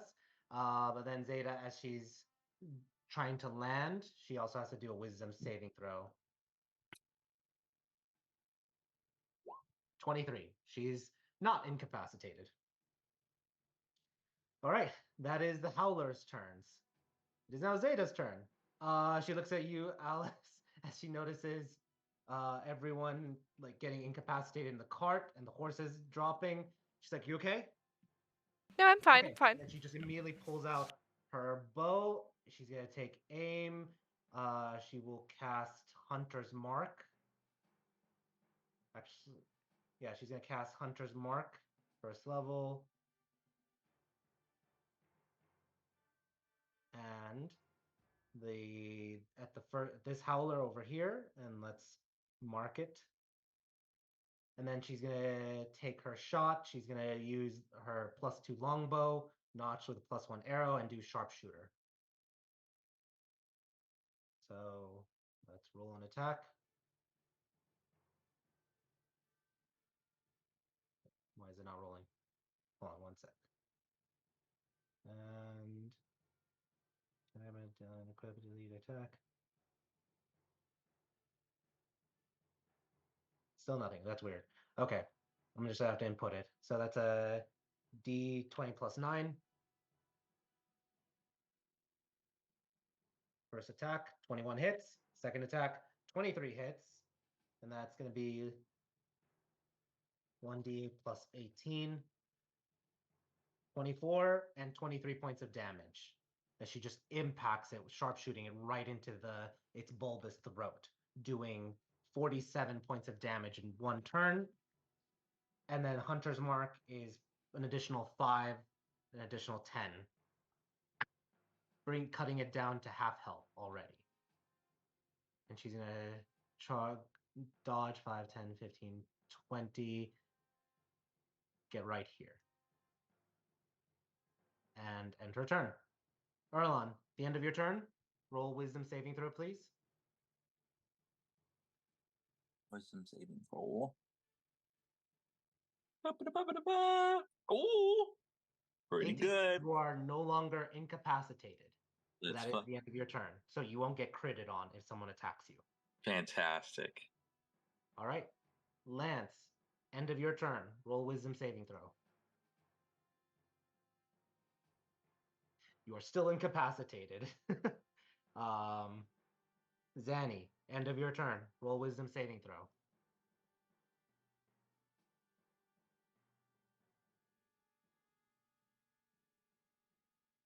$18. You are not incapacitated anymore. You snap out of it. Alice, you're prone. What are you doing? It's half movement to get up, correct? Okay, half health or half movement. So 15 Yeah. movement. Well, as she's getting up, she's grumbling under her breath, going, Khalid, if there was ever a time for you to be listening to me, now would be that time. And she's going to use her bardic inspiration to see which of those bitches is listening right now. I'm just kidding. We love our bitches. God damn it. Comes over to you, trotting over. Hello. Clever Alice. Hi, Hakeem. His whiskers twitch and he kind of looks at you very affectionately. Wait, can we all see him? Pat, Nope. pat. Damn. Hakeem is ready for you. All right, Hakeem. Let's go. And he bestows his gift on you. And what do you do? You try to pet him, but can't. No, What are you doing she's for just your- hold on. Let me pull out my little I was just barely in it. All right, well, I'm gonna I'm over here now. And then I'm going to pull out my handy dandy measuring tool one more time. And I am going to I've been really deciding on this one. I believe I'm going to Dissonant Whispers the guy that Zeta hit at second level. Okay. That's a wisdom save. Yes. All right, let me just double check. Yeah, cool. That's an 11. Mine's a So- 16. Yep. Go ahead. Roll the damage for the distant whispers. That's not bad. 15 psychic. Let me just confirm. Yeah, not resistant to any psychic damage, so minus 15. Cool. Yes. And it uses its reaction to run 40 feet. So it's 40 feet off the map. Alice is just waving. She looks at Zeta and she gives her a thumbs up. All right. Awesome. All right, round 2. Chance, roll a wisdom saving throw to see if you are going to be incapacitated or not. 4. Is that your final answer? Yeah. All right. You are still incapacitated. And it is the Howler's turns. So the Howler turns around and then is going to use. Well, let me roll for each of them to see if they get their recharge ability back. Nope. So this one's going to use its action to dash and come right back. So that was 40 feet to come here, and then 40 feet to get right into Zeta and Alice. Alice, you see this huge maw just gaping at you as it's just galloping and charging at you. All right. The other Howler is going to jump in and just like half smash into the wagon, and it's going to take some bites. First bite is going to be a rending bite at Chance. You are incapacitated, so it has advantage. That's a 20, so that's a crit. You take 12, 40. Can I see this guy? Which one? The one that's biting Chance's face off right now. Yeah. Alice is gonna silvery barbs him and tell him to spit her out. Bad dog. Okay. It'll roll one more time. Still 21, so still a hit. So that's 40, 66, sorry, 62, 72, 82 points of damage to you, Chance. Holy shit. You are now on That would make me unconscious. Yep. It just bites into you, tosses you out of the wagon, and then is going to aim a bite at, let me see who its next target is going to be. And odd would be Zanny, even will be Lance. Odd, Zanny. It just immediately, as you're waking up, it's doing its second bite at you. It's rending bite. 21 to hit. All right. It's not a crit, so that's 11 plus 21. Are you resistant to psychic damage? I am not fire necrotic. Okay, so that's 32 points of damage to you as it sinks its teeth into you and tries to drag and rip and throw you also out of the wagon. That is their turns. Zeta is up. Zeta is going to provoke an opportunity attack. She's going to try to jump around. Let me roll an athletics check for her. 17, she's able to jump around the cactuses and the bushes. And then she's going to provoke an opportunity attack. The Howler will take a bite against her.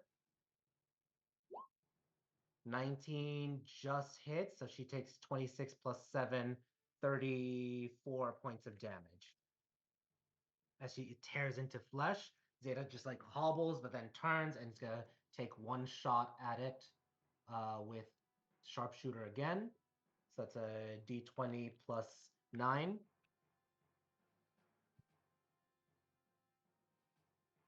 15 misses. She's going to take a second shot at it. 22 hits. And then let's see if she can end it. 1d8 plus 18. 26 plus the d4. 27 points of damage. She slays the first Howler. Just impacts and blood splatters you, Alice, from it, and it collapses right next to you. It just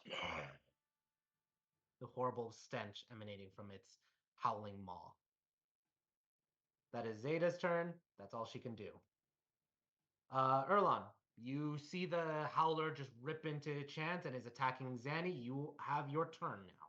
Yep, we are going to go into an immediate frenzied rage after seeing what happened to Chance. Mm-hmm. And then we are going to go right into it and do attack. If I say go right here, would I still be able to hit it, or is it too high for me? It's half as its body is in the cart, so you could still hit it. Okay, so then I'd be able to get. Need to though. I'm gonna have to ask you to make an athletics check to jump over the cacti, or you're gonna take piercing damage. Oh fuck you! Sorry, not to you. Yeah. You're basically jumping, so roll an athletics check. Yeah. Okay. It's an honor roll. 21. You easily jump over all the cacti, land in the sand, run around. You bonus action rage and action attack, I'm assuming? Correct. Big All right. time. Swing away. This is first attack. I don't know why it's doing that. I mean, it's doing the weird thing that it just gives me the description every time. Yeah, that's what was happening with me when I was trying to do Zeta's sharpshooter. Gotcha. So 22 to hit the first attack. 22 hits. Roll damage. Let me right click it and do it. No damage there. So that's 12 points of damage. So Oh. great. Roll your second attack. Also, am I flanking currently with? Yeah, you have advantage on these attacks. Oh, okay. Well, that was a flat roll for the first one. Can I Go ahead, roll again, just to see if it crits? Okay, thank Yep. you. That did not crit. That was That would have been the opposite of a crit. Yeah, so we're good. Okay. It roll critted, a just not the direction you wanted it to. This next one's gonna be an advantage then. Roll your second attack with advantage. Yep. Damn, close. So 25 to hit. 25 hits, roll damage. Oh my god, it's cocked. 14 definitely hits, or 14 points of damage. Great. Okay. Your axe is magical, so you sense or you can feel like if it wasn't a magical weapon, it would not be doing any damage for it. Okay. Oh my god, I can't action surge. Okay. You can action surge if you want. I can. I thought it was a bonus action to do so. No, action surge is just an automatic thing. No. That's fine. Then we're gonna keep on hacking it until it dies. Okay. Action surge. Go ahead. Roll your third attack. Yep. With advantage. Yep. 24 hits. Roll damage. 15 points of damage. Excellent. Roll your fourth attack. Yep.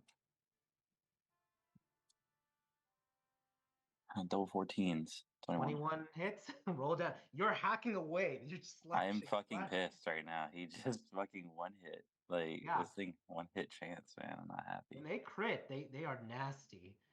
13 points of damage. Excellent.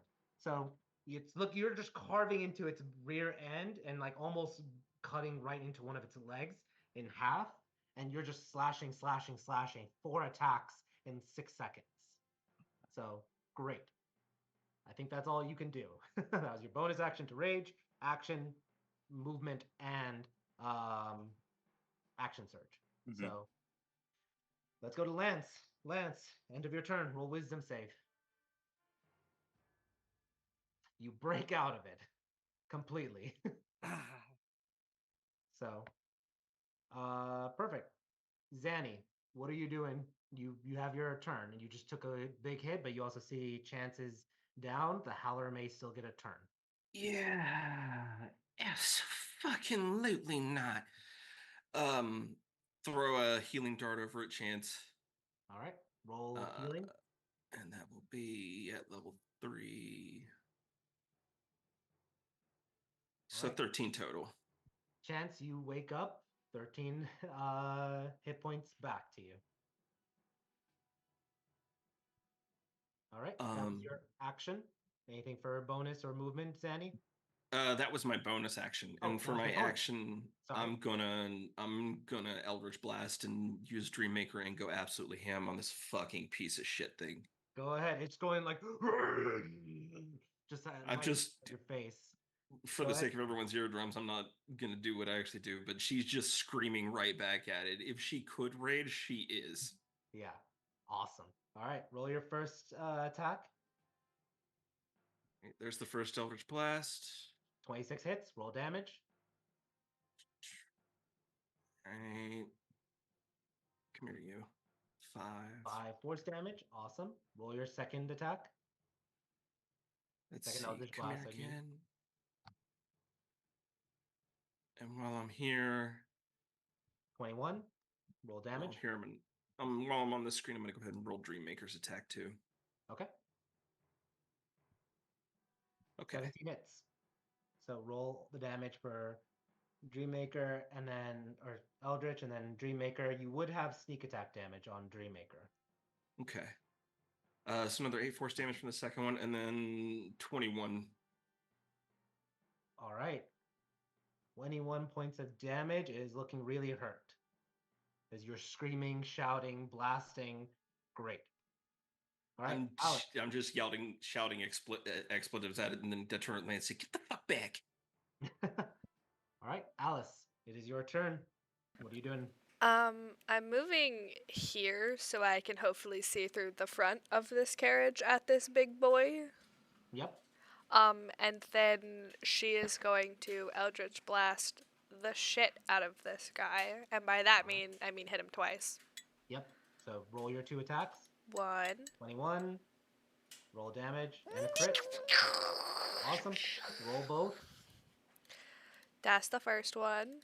That's the second one. And the other one does 23 points of damage. So, Alice, you hurl the two Eldritch Blasts. They zip about. They combine into one huge one and go right into its throat and explode it. And it is destroyed. Oh, that's the second time I've done that. First a hag, now this. What are you guys immediately doing right out of combat? I immediately yell at Zanny, get one of your syringes out right now. I'm already fucking on it. And go straight to Chance. Wait, Zanny, hold on. She's alive, isn't she? Yeah. Your yeah, syringes I are think. precious, aren't they? You have a limited supply. I take a nap, I'll be fine. But you okay, Chance? I'm fine. I'm gonna give her. I'm gonna use my 46 healing. 46 healing. All right. You place your hands on helping Chance kind of like sit up. And Oh no. Alice is like, you need to be calm, and she's got a grip on her shoulders, holding her down. Wait, isn't Zanny the one that's not calm? Are you healing Zanny? That's wrong. Hold on. There we go. 13 was the right one. All right, wait. Are you healing Zanny or are you healing Chance? I'm healing Chance, and I've rolled the wrong thing 3 times or twice now. I will figure it out. Who needs my healing? I thought it was Chance. Chance needs it. Yeah. I was just. You said you were holding me down because I was not calm, and I was like, Zanny's the one that's not calm. Oh no! Yeah, She's just. I'm the one that's irrational. That's fine. There you go. I got the right one. It was 13 anyway. There you go.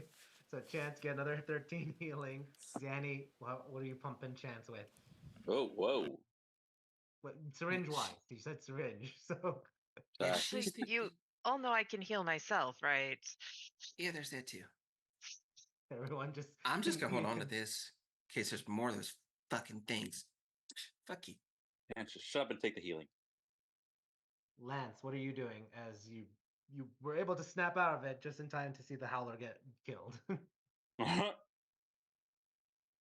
Or you're on mute. I muted myself. I thought I was on mute. He's just sitting there kind of doing one of these, like... Just... Ew. These were my good robes, too. Awesome. Now we gotta fix this. How it jumped up and started crunching around, but did it actually do any damage to the carrot itself?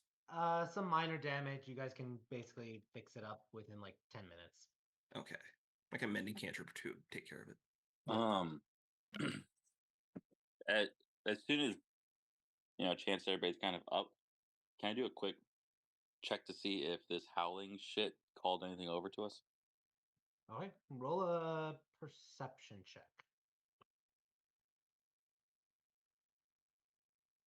Perception check it is. 21. You scan the horizon a bit and don't see any other howlers. Okay. But that's not a guarantee that there aren't any others that may have been drawn to the howling. Okay. It's at that time the horses and the camels snap out of it, and excuse me. You start to notice the howlers start to disintegrate. They're starting to kind of like crush and crumble and fade away. So they're demons. Yeah. You can roll a religion or arcana check. I'm not good at that, but I can just say it. I'm gonna take a shot at it because I think I killed these things on instinct. I don't even know what they are.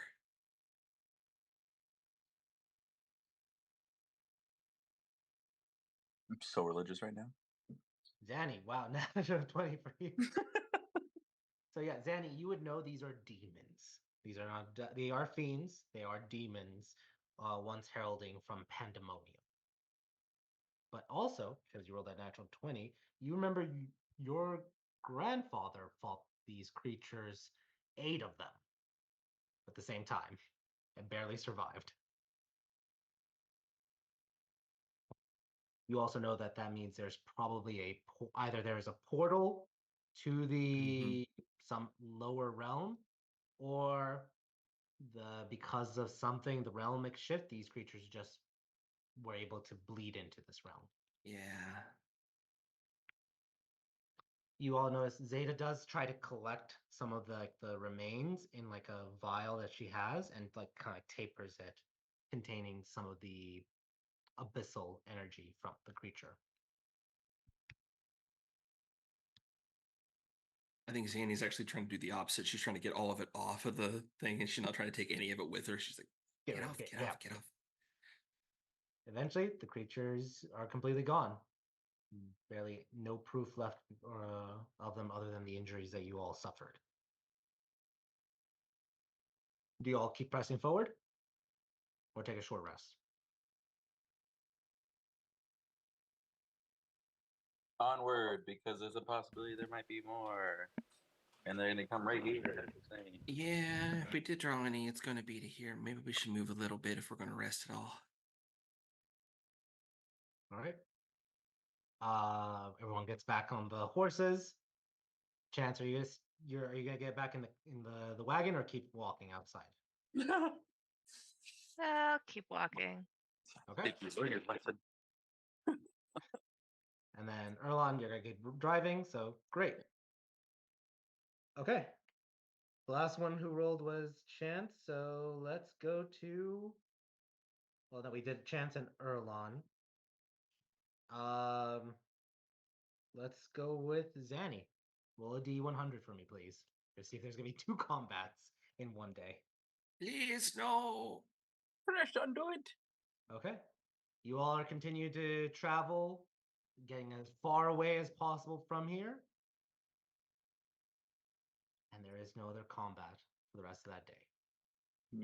Everyone mark off a long rest. And let's go on a break. It is now going to be the 22nd when we come back. We're going to see what happens next going forward. So we'll be back in 10 minutes, folks.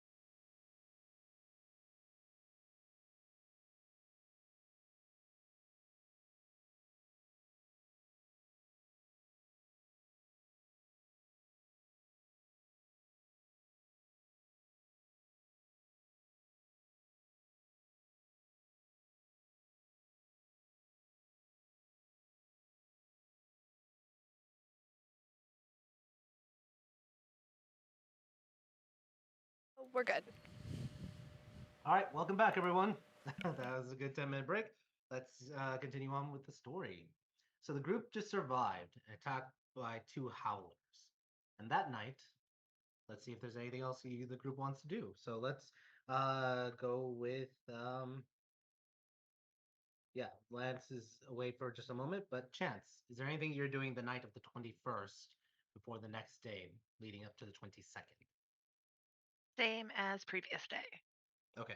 Teaching like Draconic and to Erlon. So okay. And Cool. learning Celestial for myself. And learning Celestial for yourself. Great.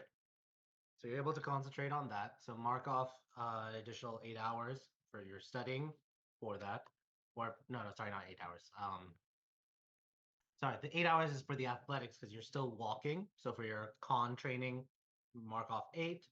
For your celestial, I would say mark off 2 or 3 hours, just because you're able to do that much reading for it. So great. Zanny, anything you're doing the night of the 21st? I am helping Lance out with cleaning the bones. When I took the long rest, like when Lance said he needed to fix all the bones, when I took that long rest, I swapped out one of my cantrips. Zanny's hair looks like crap because she no longer has coiffure right now. Yeah, no longer has Cofier, so Yeah, so it's so wait, her is it hair is Cofier or just Cofier? flat. I think it's just I don't know if it's just a pronunciation thing. That's just how I pronounce it. I don't know if I'm doing it wrong. All right, so good to know you have bad hair. But yes, men. but she swapped it out so that she can help him. And after 2 nights of both of you working on it, I will say that you're able to clean and repair the bones, and then that way Lance can start anew and try to figure out the new configuration for the rooms. So great. Erlon, is there anything Erlon is doing that night, the 21st? You guys I mean, it's nighttime. Probably going back to the whole ghost situation with Alice.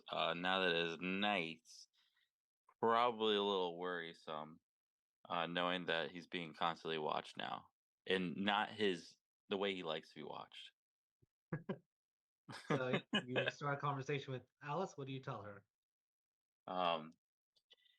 Alice, you know when you said that they're constantly listening and watching, you're just joking with me, right? No. Hmm. Okay. Can you turn that off for like a little bit? Like, are you able to just like get rid of them? No. Okay. Wow. You really understand this power of yours, huh? Well, So what's up? I mean, I sup- I can't see them, but whenever I talk to them, they reference things that I've been doing, so I don't believe that they're critically evaluating every little move that any of us make, but I think they're also, cognizant of what is going on. Hmm. Lovely. Lovely. So, are you able to pull that same one that I saw earlier, or no? Is that You like want? a one-time thing? I mean, how badly do you want to speak to her? I just want to. I might want to set some ground rules with her. Round rules. Hmm. DM, does it have to be, my goods that are activating the circle? You're talking about your blood. Yep. What was that? Yep. Not any blood, because they did mention beasts being or Revenos mentioned beasts or other people being sacrificed.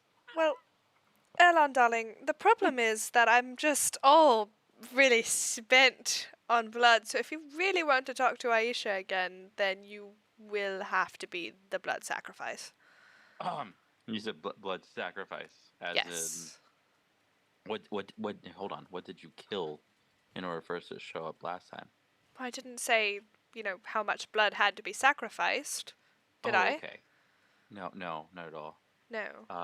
All right, sure thing. And he like does like a little prick onto his finger. I have to draw the circle. Ah. He's pricked your finger already. Well, hurry up that circle, Alice, because I'm bleeding. And obviously he's over exaggerating. It is just a little prick Ooh, of his it's a finger. ugly circle this time around. Okay. Just barely, yeah. I summon thee. So you okay? Are you casting your magic into it, Alice? Yes, I am. As long as Erlon bleeds on it, I will. Whoa. Erlon, how much are you bleeding on it? Well, he has a little prick that he just, did on his finger, and he'll start wringing it out, droplet by droplet, and looking at Alice in like recognition of like is approval. Like, is this good, Alice? Nope. You're almost there. She's gonna let him do like 3 or 4 droplets of his blood before. She doesn't want to like cast too wide a net, but she also wants Erlon to drip dry a little bit. Suffer. Okay. Roll now a charisma check, please. I'm gonna roll a nat 1, and I'm gonna summon the ghost of what just attacked us. Yeah. Yeah. DM? DM? What are you looking at? Okay.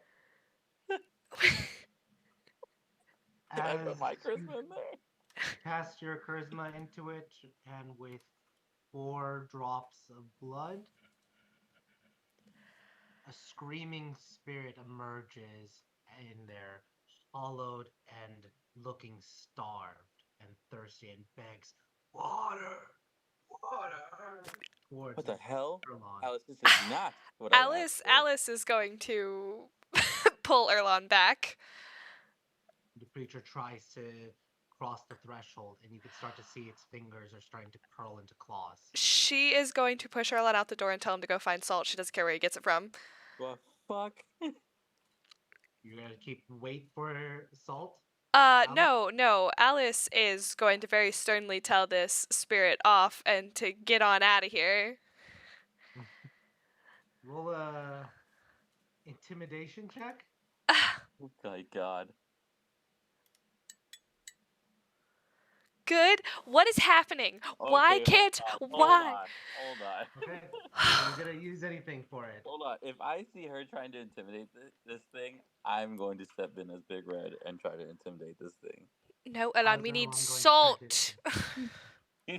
Well, I'll have some salt in my fucking spit when I yell at it. How are you trying to intimidate it? I'm going to literally yell at it, saying like, if she told you to leave, then leave, and just, or you're gonna face me. How about that? Roll an intimidation check with disadvantage. What the fuck? Disadvantage? Well, you're not Yeah. Spirit Talker.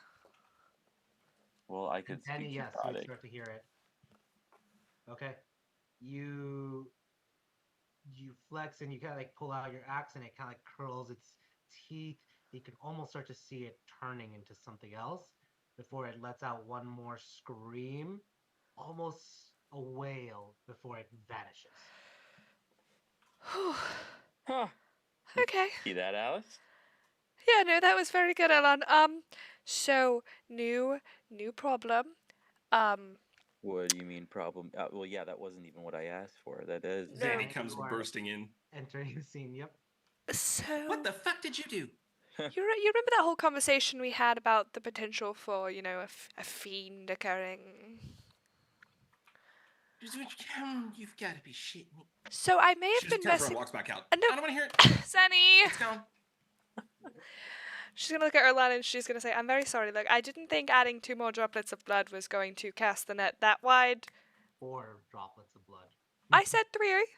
3 to 4. 3 to 4. And Okay, that's Erlon's blood. that's true. It's not my blood. All right, that's fair.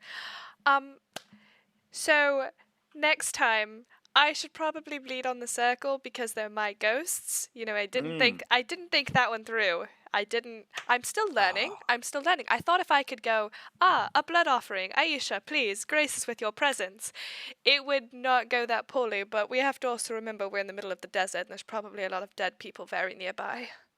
Wait, so you could just pull Like random dead people. It's not like your Alon, dead people. if I killed you right now, I could probably pull a dead soul from, like, Jedna or Hotwa or something.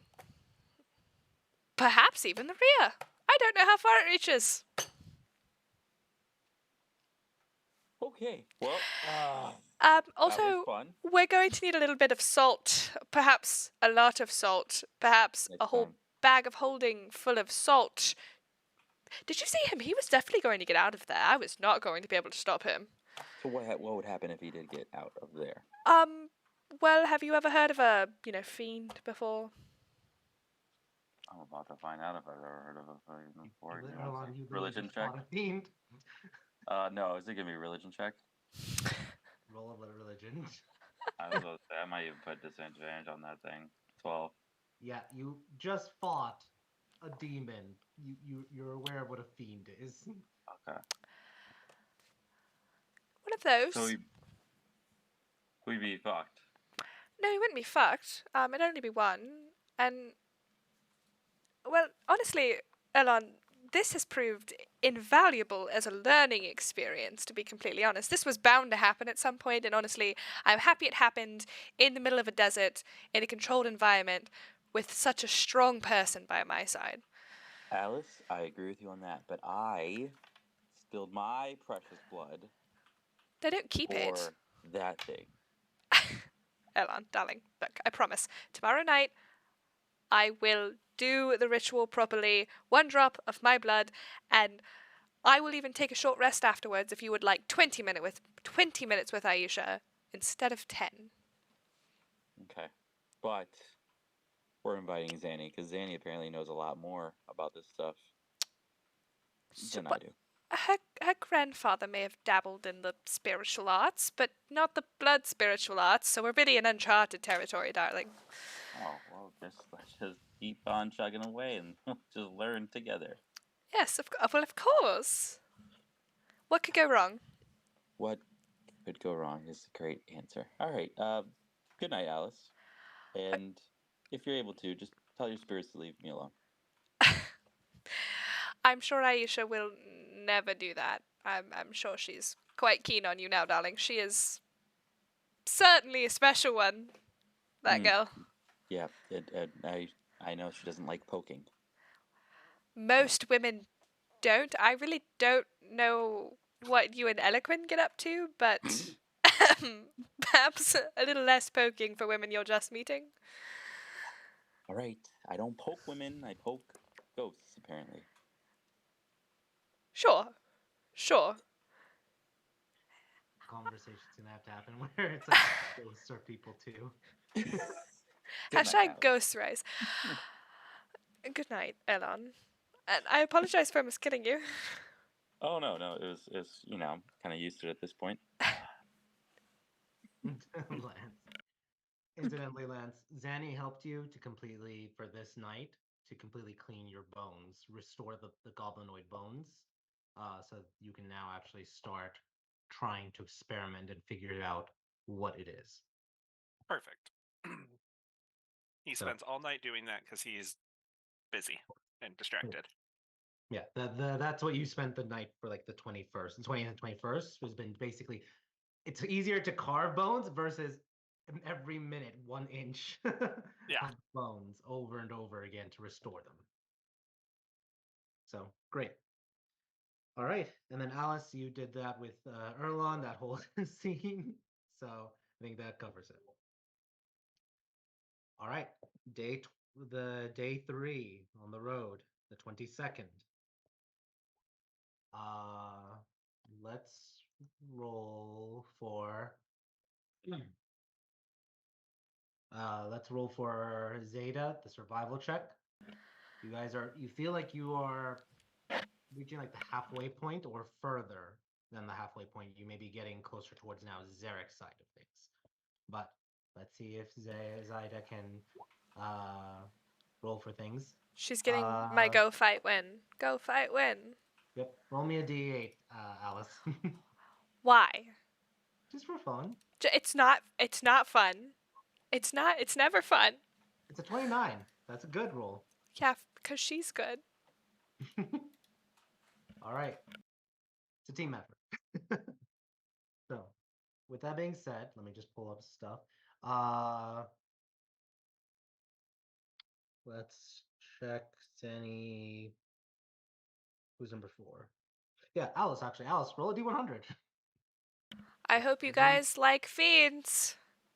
Because you're about to get... Oh! That wasn't bad! Great. 94 Definitely not bad. fiends! Really good. Now give me a second.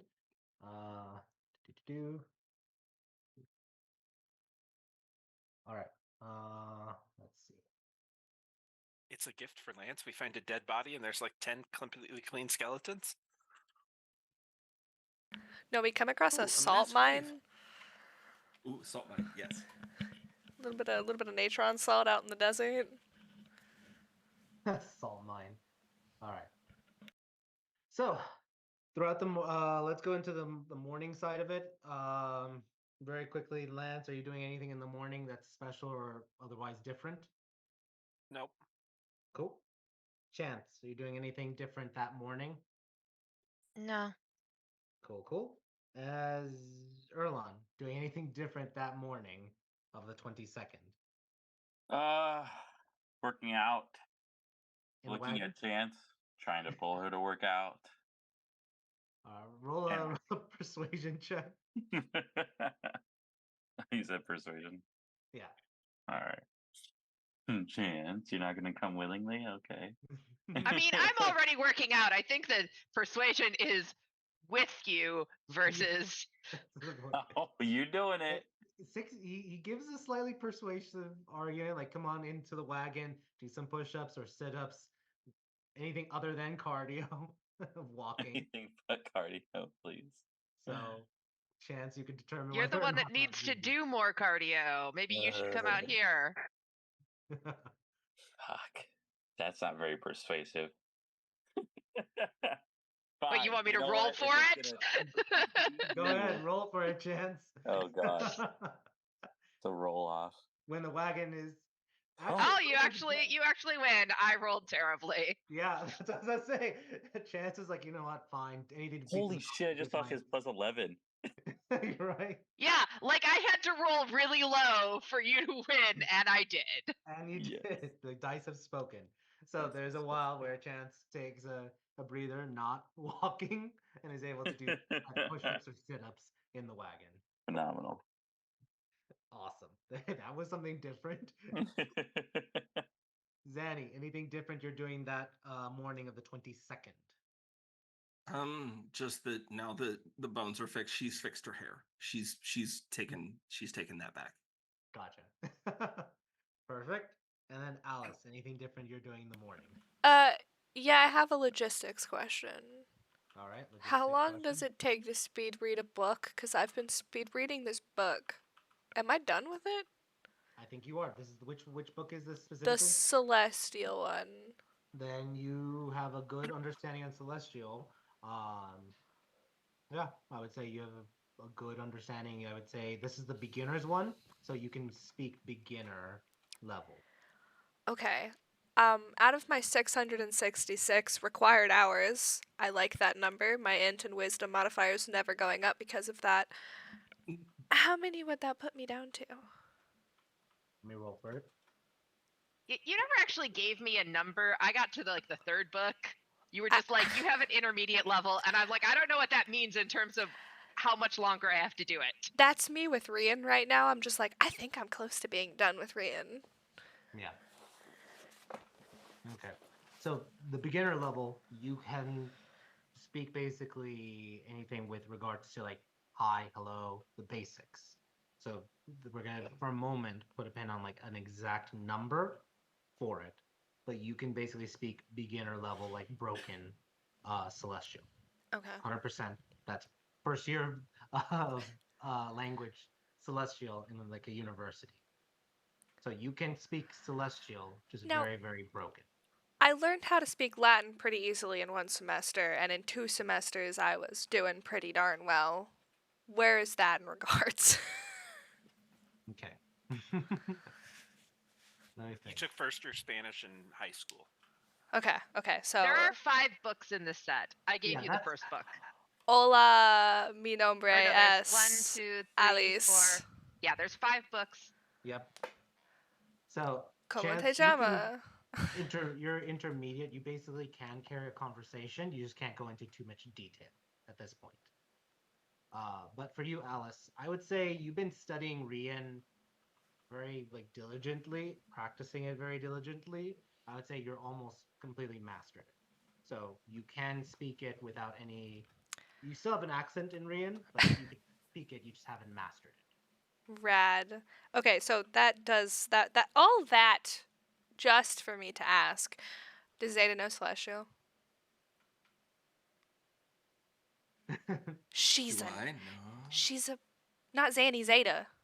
Oh, Zeta, Zeta. sorry. I thought you said Zanny. So Sorry. even Zanny heard. No, the for Zanny. Celestial Warlock would like to talk to the Angel Ken. Yes, she does speak Celestial. Okay, I would hope so. Alice is going to whip out the Hola, me llama es Alice. God, that Yes, hurt my soul. Yeah, no, that was on purpose. It's okay. So great. She could start helping you, and then perhaps even with Chance. If Chance chooses to also speak with Zeta in Celestial, you guys can keep practicing it. I mean, I've been practicing with Lance. With Lance, then yeah. So there we go. All right. Anytime Lance talks to Zeta, he talks to her in full Celestial. Yeah. So perfect. Just to annoy Alice. And Alice can understand now bits of it for it.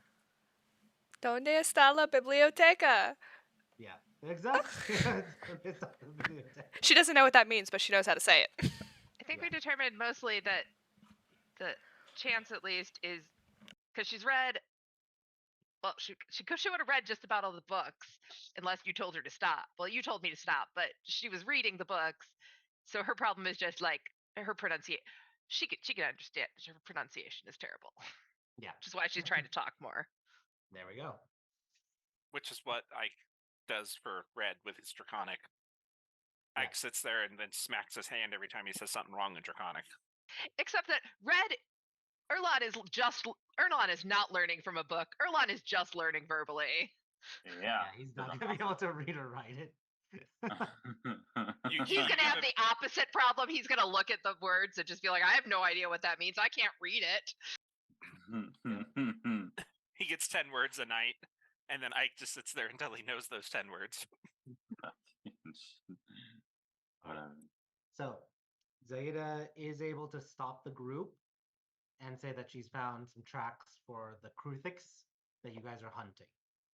So you guys are gonna dismount because you don't want to have any of the beasts of burden or anything happen to the wagon or horses and such. You guys are going on foot for a little bit.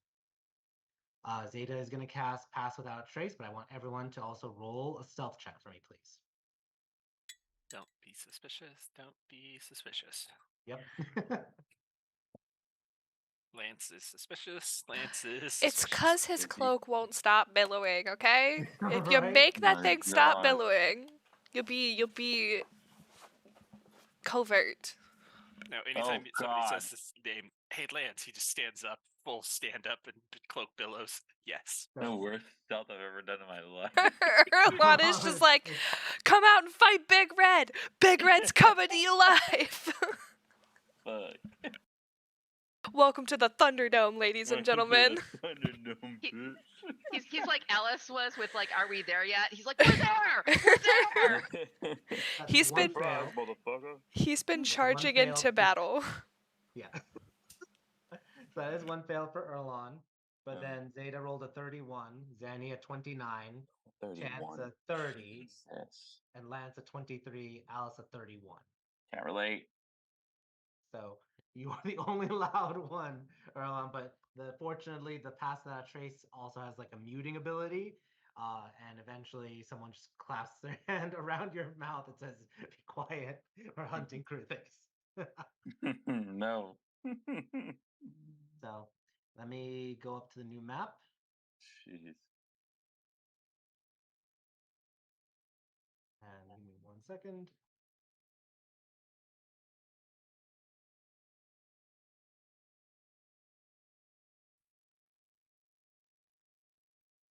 All right. Do you all see the map? You are able to get close and hide behind, I'd say, these bushes right here.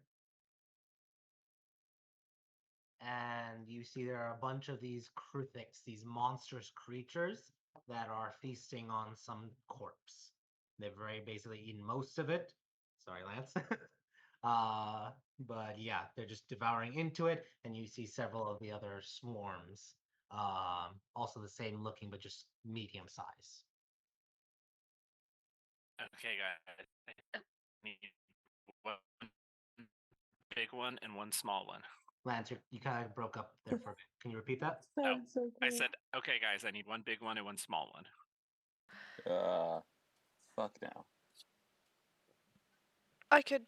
There's a 1/2 chance that I could stop them from being able to do anything, really. Those are huge. Lance just pulls out a vase and a jar and says, we're putting them in here. We're whispering.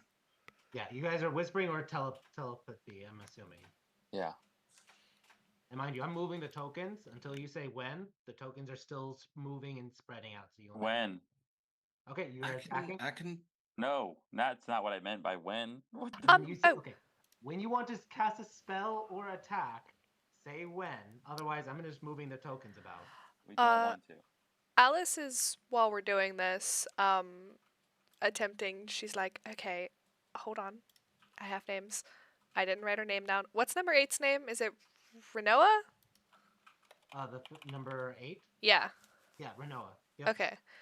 Alice is like, okay, look, Renoa, or call to action. This is the time for you to come out and do your thing. And let's see which one it's gonna be. Oh, it's Dancath. Not that helpful, but, we love her, so it's fine. Are we wanting to attack? Like, I'm looking at Zeta and asking her. She nods, looks at everyone like, everyone ready to go? I can start by slowing him down. Who wants to get close and catch them? Hold on. Alice is gonna touch Erlon and give him, Fucking ghost. No, you get 6 temporary HP. As a ghostly story of a friendship. Power of friendship passes through you. Yes. Power of friendship. In Draconic. Draconic. I'm gonna smile and nod like I know exactly what. All right. Give Erlon the big thing and get him to go buy one of the big things. If we capture it first, that's one less thing to worry about. Do you want me to try to make it difficult terrain? Chance, you can make it difficult terrain so they can't get away. We could both do it. Y'all are getting closer and we need to do this now. Okay, I said, I'm moving them. Erlon, Lance hands you one and says, I need you to go up to the big thing and open this and put it inside. The big one, not the small one. Right. The other jar is for a small one. Great. Yeah. So excited. Okay. Great. Yep. Let me just run out there. All right. I'll weaken it for you. Just stay here for a second. And Lance is just going to stand up and be like, are we ready? Yeah. Sure. Because Lance is just going to immediately cast Fireball on this cluster on the right. All right.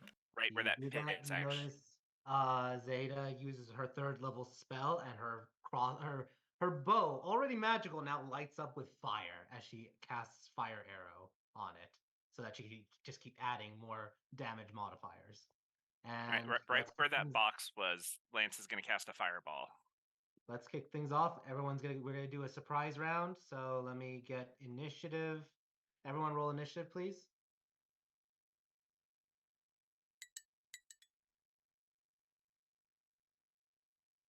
Oh my god, what are these fucking rolls today? You're saying? Never mind, Lance is not going to cast a Fireball first. Well, you could. Well, yeah, we have a surprise round. Luck point on that. Nice, Zenny for 22. Zenny, is that back-to-back 20s? Shit, did I do it again? Hang on. No, You no. did. You had Yeah, stealth. Arcana 29. Stealth Hang was. on. No. I rolled a 19 on stealth in between that. Oh, there it is. Yeah. Oh fuck. Damn. Yeah, it's not a double. So close. All right. Let's get into initiative, descending order. So you guys are all getting a surprise round. So let's start with Zanny. Everything you do has advantage right now. What are you doing? I'm dropping slow. Slow. Okay. Ping me where your slow is. That is going to be. I had it measured here. Let me. 20. That. Okay. Let me roll some. Keep it up for me, please. Would that No problem. Would that make me slow then? No, it's true. It happens right now, and it's also select fire targeting. So even if you were in it, I don't have to hit you. Okay, cool. Good stuff. 3 and 4, and then with a kind word. Okay, let's take that. All right, what's your spell save DC? 17? 17. Mm-hmm. All of them fail except for the Hive Lord. Hi, Lord. So, down for these guys. Nah, I'm not high enough level for prescribed effects yet. Damn it. Okay. Okay. Great opening, and then you are now concentrating. So perfect. That is your turn or your action. Anything for bonus movement? Bonus. You said this one over here was the one that didn't. No, the Hive Lord, the big one. Yeah. Yeah. Yeah. The other 4 small, medium-sized ones, they all failed. Okay. Yeah. Oh, there we go. For some reason, it wasn't pinging for me, but that's where I was trying to ping. I look over to Red and I just look at that big one and just kind of give him the nod, like, you going for that one? Yeah. Sure, I think that's what Lance wants. And a really quick DM question. Mm-hmm. Does this one look different than the other one? Yeah, they are much bigger. They look tougher. No. I meant like from one big one to the other big one. Like, do they seem different in any type of They way? seem the same. Okay. Like similar. Okay. Gotcha. They're both Hive Lords. Okay. Gotcha. Okay. Fuck. If you're going for that one, then what I'm gonna do is, well, yeah, we have a surprise round. Fuck it. I'm gonna bonus action, and I'm gonna bonus action and move, and I'm going to. Let's see. That was 45. So yeah, I'll just do 45 right here at 50. And I'm just gonna be right there. Right into it. Okay. Yeah. I'm the rest of these are all slowed down. They're gonna have, even after the surprise round, they're about to have a bad day. Yeah, that's fine. And they don't have a reaction because it's slow, so you're fine. Yep. All right. Well, because of slow and surprise, they can't take reactions either. Okay. From that. Cool. Chance, it's your turn. Surprise round. All right. Well, I was actually going to do the same thing, so I will on these ones. On the other ones. Awesome. Nice. Let's go. All right. Hey, slow is a great spell. It's great to have haste, but slow is also good. And I think I've mentioned it before. Y'all need some AoEs. So let's do wisdom. All right, 1, 2, and then 3. So you're getting What's the your 2 spell Hive save Lords and the other one? chance? 18 for these. All 3 save. They All rolled 3. 18, Damn. 19, and 21. Ugh. So you cast the slow, and they all kind of like just like move through it with their monstrous minds. That's not cool. Yeah, sorry. All right, anything for bonus? No, or you're movement? not. Anything for bonus or movement? No. Okay. It is Zeta's turn. She's going to take aim, do the same thing she did last time. Maybe just make sure I'm marking off her +1 arrows. She fired through 4 last time. So cool. So let's go with another snipe. She's gonna target the big one over there. So let's do, well, no, before that, she's gonna cast hunt. No, she's very concentrating on that. Yeah, so she'll cast. She already concentrate, so she'll just attack. So it's a D20 plus 9 on the big one. 18 misses, and then 17 misses. She tries to shoot. Well, actually, it's a surprise round. They have advantage. So that's the first attack. Second attack, still miss. The two arrows bounce off of the Krithik's armor, indicating that they are reinforced heavy monsters. And she curses in Celestial, and is gonna hang tight there. Alice, it is your turn. What of my actions is it going to take to give Erlon my talisman? I would say that would be a free action because Okay. it's kind of like you're just handing it over. Alice is going to take it off and she's going to just put it into Erlon's hand. She goes, "This comes back to me. This will help you. You've got this." I am going to try to get another story. Okay. Roll your story. Come on, you guys. Come on. Come on. God damn it. Hakeem? That's not Hakeem. Oh, I didn't see it. I rolled all the way up. Oh, a 6. I was like, that's not Hakeem. I was looking at a 1. And I was like, gosh darn it. A 6 is... Yeah, that's better. So Alice is going to replace what she just gave Erlon with something new. Okay. No more 6 temporary. No. Now you get... Hold on. Now you get 11 temporary HP, plus 10 movement speed, and plus 1 to AC. Oh, okay. That's way better. Elements, yeah. This is the Traveler story, right? Yes. Yep. That the Traveler is Incident, correct? That's your bonus. And my action. And your action. So yeah, you're so good there. Really her bestowing that upon you is her turning you towards the thing and giving you a light shove that doesn't actually, like, that's your plus 10 movement speed as your shove forward. She goes, "I don't want to die, thank you. Go get him." And then I'm going to take me and my 300 feet of Eldritch Blast and move my little ass back here. Cool. All right. Erlon, it is your turn. It's a surprise round. As Erlon runs over to this big thing, he's Roll going an to... roll an athletics, because if you're going through this bush, roll an athletics. Oh, fuck. Yeah. Bro, these ice stuff. You have a 1d4 for my talisman. Oh, I do have 1d4. That's what I was just about to ask you what the hell it does. You still save. You can keep putting. You are still succeed. I don't want to use it. No. I already rolled it. Fuck. Roll. You get 3 of them. Okay, cool. Instead of like struggling through it and crossing, you're just easily able to just charge through it. So go ahead. What are you doing? I'm able to go straight through it because I'm a smaller guy, but we're not gonna say small, that loud. So we're gonna go right over here. You're a small red Erlon. Yeah, I'm a small red Erlon. Yeah, don't say it. All right. So we're now thinking, and we are going to take our... Well, hold on. When Lance said to like capture the thing with the bottle, whatever, like, is it like an instantaneous? Like, I don't have to hurt it. Like, I just put that thing right up in it. You would remember from the fight with the hags when you guys captured Agnes. Mm-hmm. You can harm it. The weaker it gets, the easier it is to capture. Okay, we're getting the thing. All right, cool.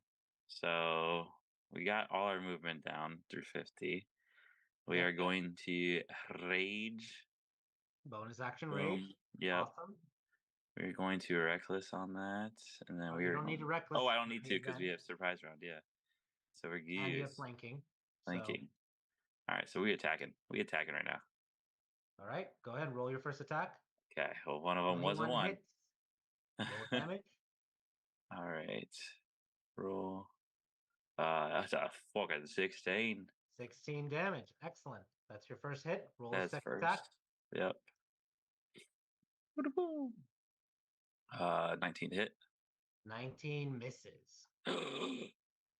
It scrapes the armor that it has, the armored carapace. Well, I mean, can I use that D4 on that? I can't use that D4 It's a on that. check. Shaky at me. Yep. All right, fine. We're hitting it again. Are you action surging? I am. Okay. Oh, I thought I said, yeah, it is. 26. Roll damage. Okay, these right clicks are annoying as hell. 9. Awesome. Okay. Fourth attack.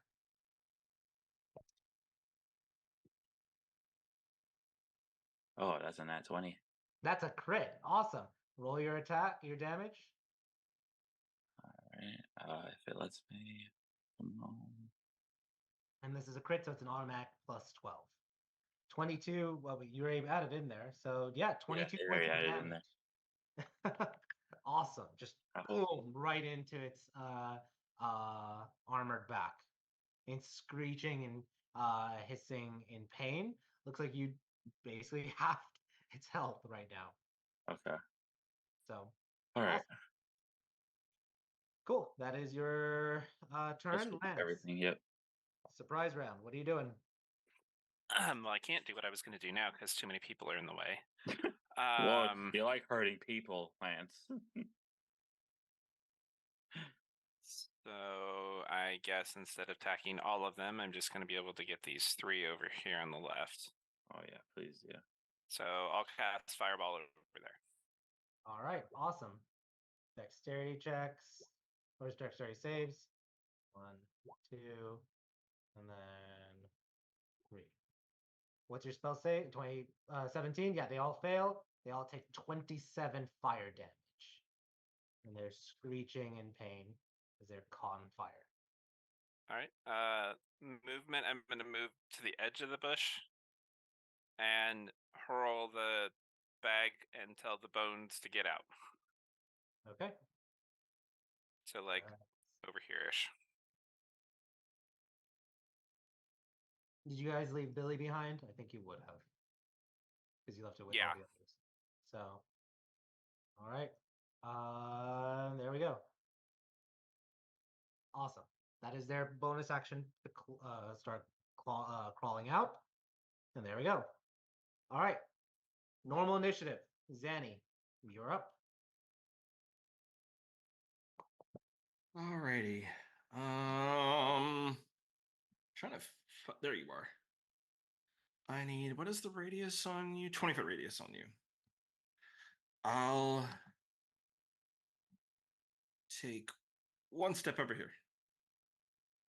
Okay. Because I could not get that far before. Sorry, Lance. I could not. That I got in your way of your fireball. That's okay. In recompense, I will fireball. What are you doing? I'm gonna turn Dreammaker over here and fireball this way. You're gonna fireball. Let's see. Let's see. We're gonna get. I need to hit a 40. This square right here hits everybody. Okay. Okay. Doing it against those. They are slowed, so they have disadvantage on it. So yeah, let's start rolling for these creatures. Dex save. Let's do disadvantage. 1. I will. 2, 3, and 4, and then the Hive Lord. Straight. Okay. Natural 1, 6, 12. The Hive Lord succeeded with a 20. So these guys get blasted, 26 damage. That hurts. That hurts it. That hurts that one. That hurts this one. And then this one takes half, 13. Cool. Just so and I'm you gonna see a fireball explosion there, a fireball explosion there. And what are you doing, Zenny, afterwards? I'm also going to use one of my psychic points for my cerebral breakthrough. I can reroll any number of my damage dice when I do a damaging spell. Okay. That was the rework. Like, it used to add that bonus psychic damage, and now it lets me reroll dice. So I'm going to roll. There were 2 1s in that damage, so I'm going to reroll them for try to go for higher rolls. So another 2 points of damage. That's all. Another 2 points. So let me -2 for these guys. It's 1. It's 2. Oh, 5 for you. Sorry, cat distracted. -2, -2, and then -1 for the Hive Lord. Cool. All right. That's solid. Anything else for bonus or movement? I'm gonna stay where I'm at in order to keep flanking with red. But for bonus action, I'll look back over my shoulder and like after throwing the fireball, I realize Lance has let all the skeletons out, and I'm like, oh, thank fuck, Nima, I could use a little help over here, please. And for my bonus action, I'm gonna give Nima my mastermind help action. Okay. Awesome. All right. Chance, you're up. I'll cast Fairy Fire on these two. All right. Dex save for the Hive Lord. And dex save for the Kruthic. 17 for the Hive Lord and a 4. Natural 1 for the little guy. So the little guy lights up. But I believe 17 is your DC. So For this spell, yeah. Succeeds. So great.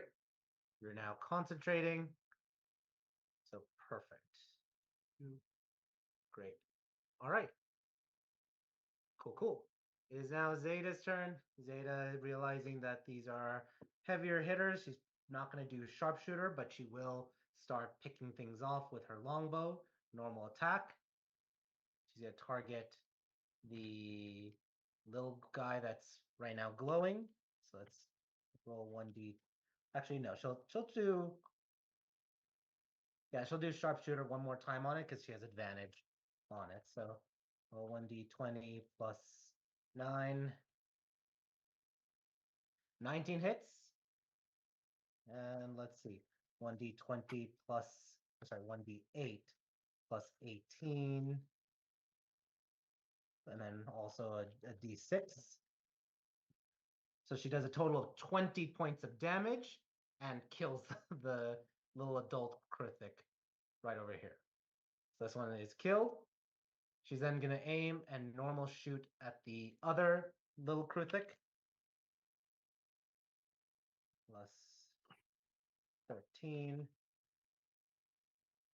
And miss with a 2 on the die. All right, she took down 1. She's just stay put. Alice, it is your turn. Yes, hello.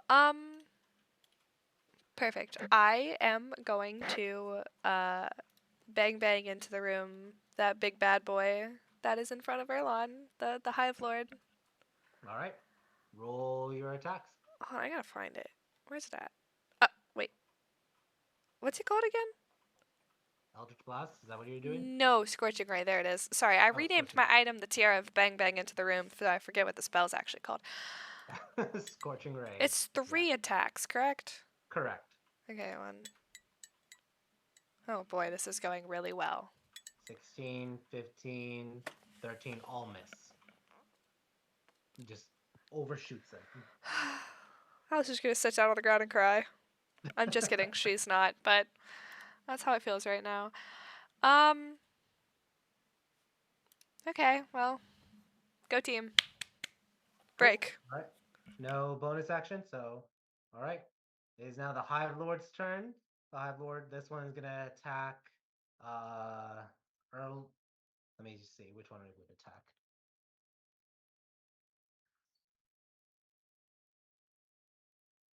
Come on, he's gonna hit Big Red. No, it's gonna use its acid spray attack. And it has a nice line of undead and Zanny there. So let's go with that. Zanny and undead, all of you, I need you to roll dexterity saving throws, please. All the undead? All of them, all 6 of them. Gordy, Ike, Lawrence, Nima, Raul, and Zara. Okay, Zanny. Fucking Raul. I'm Oh! All right. Okay, Zanny, you take 18 acid. And I'm gonna read them up from you, Lance. So Gordy takes 18. Ike takes 18. Lawrence takes 9. Nima takes 9. Raul takes 18.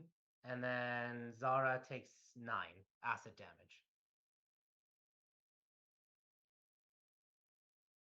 Alice, you have your hand raised? Yes, sorry, I am reading my item. My Tiara of Bang Bang into the room says I roll Scorching Ray with an attack bonus of +5. So that's not on top of my already +5 attack bonus, is it? No, that's the standard. That's just standard. Okay, because I didn't know if it was just because it's the same as mine. That's why I was curious. But yeah, it should be it should just be at a plus. I'll look into it, but it does not stack onto it. Okay, that's what I was curious about because I was looking it up and the item says just +5 generally, so I didn't know if it was D&D Beyond calculating it or if it was just the item. But yeah, that's good to know for future if that ever goes up. Yep, because Scorching Ray can also be equipped or the Circlet can also be equipped by a non-caster, so it still allows them to have that +5 attack roll. So great. All right, it gorges and sprays acid right there. Zanny, you took, I think I said 18 points of damage. Roll also con save or con. I have a question. Sure. Do I have birthday luck? Didn't we? I have not had mine. I used in the role plays. I used the inspiration from last session. Your birthday just happened this weekend, so yes, you have birthday luck. So if you want, I'm gonna re-roll that dex save to try to just take half because that hurt a lot. Yeah, that's okay. I'm still gonna take 18. Okay. And then roll a concentration check, a con save. All right. This might be for the best. I'm probably about to drop it. Yeah, it's gone. Slow went. Okay. Slow is gone. No, actually, I'm gonna try to use another luck point. I'm gonna try to hold it for one more friggin' turn because that's gonna be real bad. Roll one more con save then. Just burn them all as soon as I. Yes, you have them. Use them all immediately. And it's not gonna. Yep, never mind. Oh, 7, 9, 9, 8. All in that never general. Mind. Okay. That is that.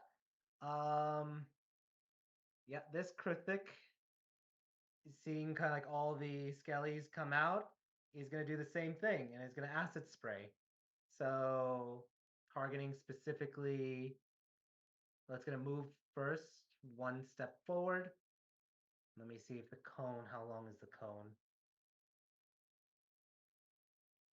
20, let's see. 25, yeah, 25. All right, everyone except Zara. I need the skellies to make dex saves, please. How much are they going to take if they fail? Or if they pass? If they fail, they take 29 acid. If they succeed, only 15 damage. Then they all die. They all break at this moment, and we'll roll to see if you can still save their bones. Cool. So, all right. Oh. All right. There we go. And then it's going to move. I didn't mean to do that. Yeah, I have them saved elsewhere for canonically sake. They're in piles. They're not gone forever. They're in piles. We'll see what we can do with them. But let's see. Kruthik only moved 10 feet, and then this one is gonna go or 5, 10.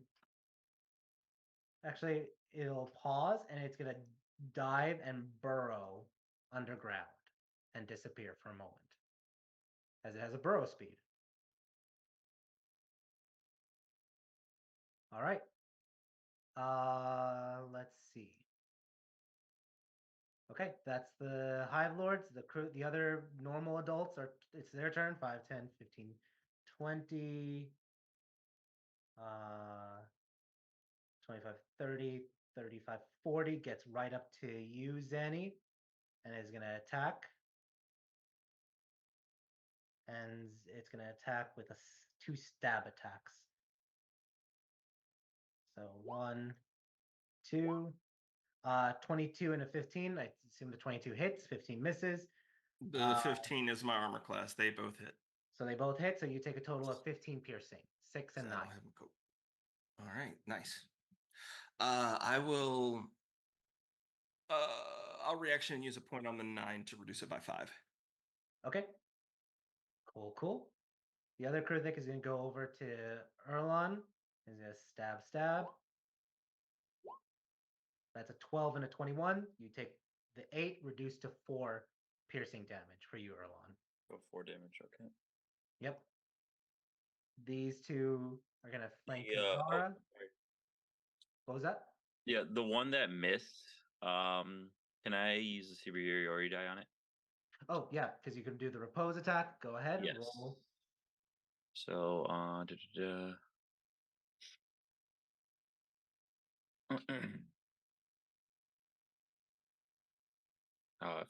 my god, I need to see what the hell's going on with this.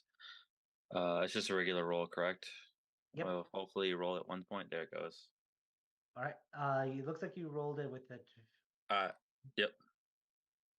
Did not No, mean to. it's normal. Okay. It looked from like it was advantage, but 25 hits, roll damage. All right. Oh my god. 13 damage. And you spin around and kill it. Okay, cool. What that thing? Right. These two Krithiks are going to try to stab and attack Zara. They're going to have advantage on the first one. 21 takes 4 points of piercing damage to Zara. Second attack. 14, I believe, still hits. So another 4 piercing attack, 4 piercing damage. Third, or the other Krithik is going to do its 2 attacks with advantage, 1 and 2. 11 misses, but then there's a crit, and that is 9 plus 6, 15 damage. So I believe Zara crumbles and falls apart. God, these things really ate skellies. Yeah. They just took down all of Lance's friends, so he's going to get revenge soon. God. And they're going to start moving through the foliage. Where'd the other big one go? It burrowed. Oh, okay. I have no idea. This one's going to go 5, 10, 15, 20, 25, 30, 35, 40, and just zip right towards Chance. And it's going to stab. 1 and 2. 24 and 16. I believe the 16 misses. Wait, what's your armor class, Chance? 10. 10. Then it doesn't. So you take 13 piercing damage total. All right. That is the end of the Kruthik's turn. Erlon, you are up. Okay. So how is it looking so far? The big one, the Hive Lord. This big one looks like it's less than half health. So you can try to seal it right now or keep hitting it. But it takes an action to try to seal it. Correct. So I'm going to try to, I think, seal it at this point and hope that it works. Okay. I think I saw something in the chat's. Chance, are you going to try to do anything with it? Oh. If it doesn't go in, yes. Okay. Yeah, it's my reaction. Gotcha. Oh, gotcha. Cool. I didn't see that. Sorry. Yeah. No worries. So you're going to seal it. Let me roll its charisma save. It is half. So actually, let me see. Disadvantage. Yeah, you actually. Oh no, it's half. So it would be. It just you just are able to seal it. Let's go. So the creature is absorbed into it. Nice. That is your turn. I still have movement. How's Zanny looking? I'm above half still. Okay. I'm going barely to swap spots with Zanny. And actually no, Zanny's about to go. I'm gonna get in here so then she has flanking with this one then. Okay. And then that should be end turn, right? Yeah. Awesome. All right, Lance, it is your turn. Erlon got the one, right? He got one. The big one's gone. Yeah. Well, one of them.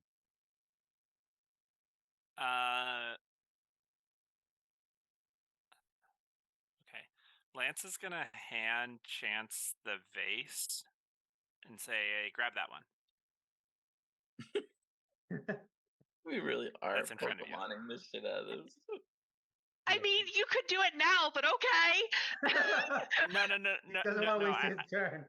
I'm holding my I was gonna say I'm gonna hold my action to cast Cursed Flight on the thing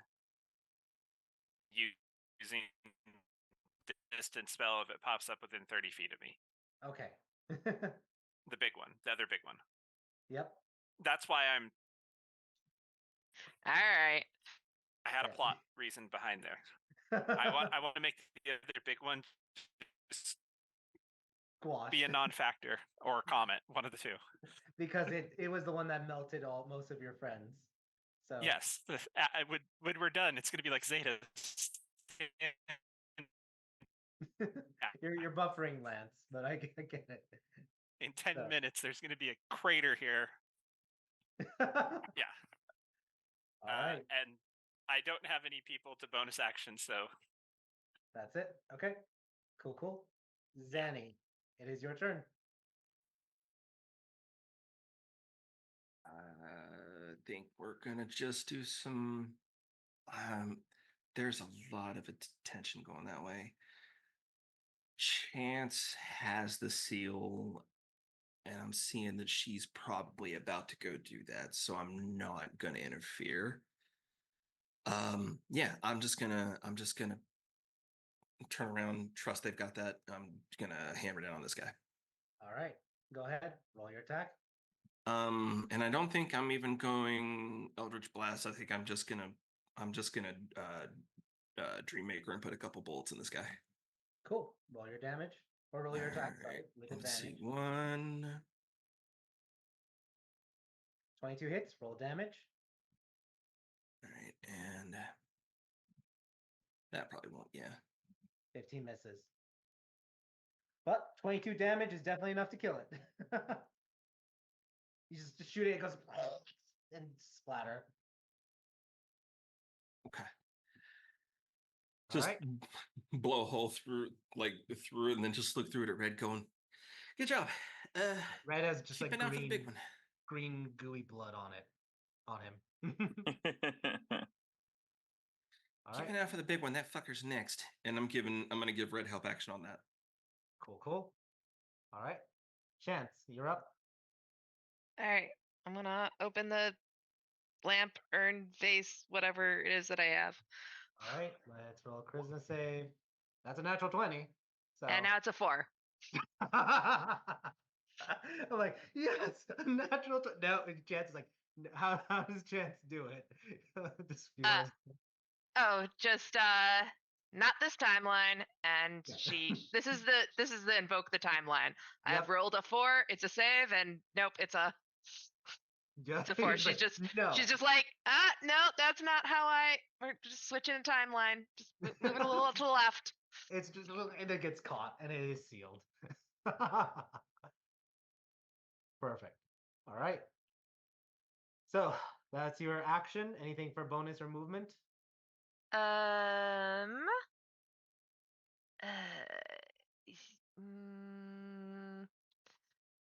feel like I don't want to be next to Lance, but I don't not want to be next to Lance. I don't want to draw this thing's attention. I'll just stay where I am. All right. Cool. Zeta is gonna take a few steps back. Oh, I do have a question though. Sure. That reaction. Do I get my reaction back at the end of my turn? No, because that's just like a shield attack. That's you have to wait your full turn. Okay. I wasn't sure. If the reaction on your turn waited or if your reaction got back at the end of your turn. for the next round. Yeah, you have to wait the whole round. That's kind of like if you were trying to like move with and you cast shield, you don't get like your reaction automatically if you were. What? I don't think you. Oh, you wouldn't usually cast shield on your turn. You cast it on like if somebody you're else's getting turn. attacked by a creature, or like if you're trying to like escape and you provoke an opportunity attack and you use shield right away, like on your turn, you still have to wait the full turn until you get your reaction back. Okay. Yep. All right. Zeta is gonna move close towards Alice and kind of like grin at her and be like, "Isn't this exciting?" And then she's gonna start shooting again at the Kruthix, and fire 2 normal shots. So that's a D20 plus 13. Even though they have half cover, she has sharpshooter, so she's able to pierce right through it. That's a 28 and a 20. And let's roll 1d8 plus 7. 1d8 plus 7, and then d6s because her arrows have fire right now on them. So that's 12 and 13. Yeah, she kills the last 2 of these little guys, shooting right through the bushes and just impacting them with fire. All right, that is her turn. Alice, what are you doing? That's a fantastic question because I was about to railgun that person with a silver coin.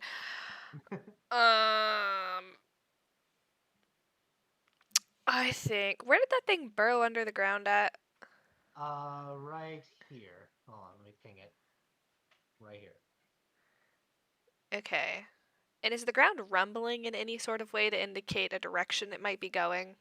Hard to tell right now, just because of like how everyone is moving and everything. You don't have tremor sense, so you would not be able to pinpoint. Okay. But are you gonna hold an action or do something else? That is what I am thinking of. Yeah, she's gonna hold on to Natha's mischief. If that thing pops up within her 60-foot range, she's gonna try her best to be like, "Whoop, sit down."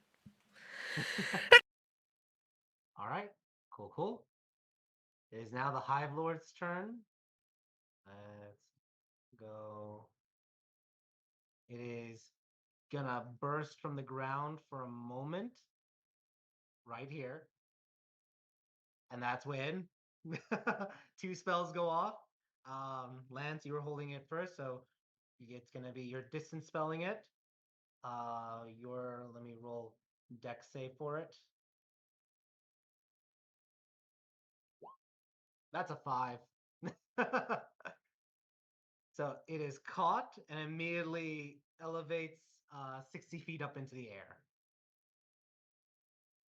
Alice, you're also casting at the same time, right? So it has to make a wisdom save. No, not necessarily. If I see that thing go up in the air, can I just eat the spell and not cast it? Yeah, you can also just not cast it. Okay, yeah. I don't want to tie it back down to the earth on accident. Yeah, fair. Sorry, somebody was screaming, so I had to go save them. Yeah, no worries. The Krithic Hive Lord popped up. You cast your spell. It failed its dex save, so now it's 60 feet up in the air. Okay. So, all right. It's right now 60 feet up in the air. Let's go to. It can't use its attack. Because actually, no, it can. It has disadvantage, but it still is gonna shoot spikes from its tail at you, Lance. So let's see if these hit, and if it's gonna force con saves. Yeah, even with disadvantage, a 20 and a 13. Silvery So Lance, you barbs. take 7 Silvery barbs. and 10 Bad. piercing. No, bad spider. So I need 2 con saves.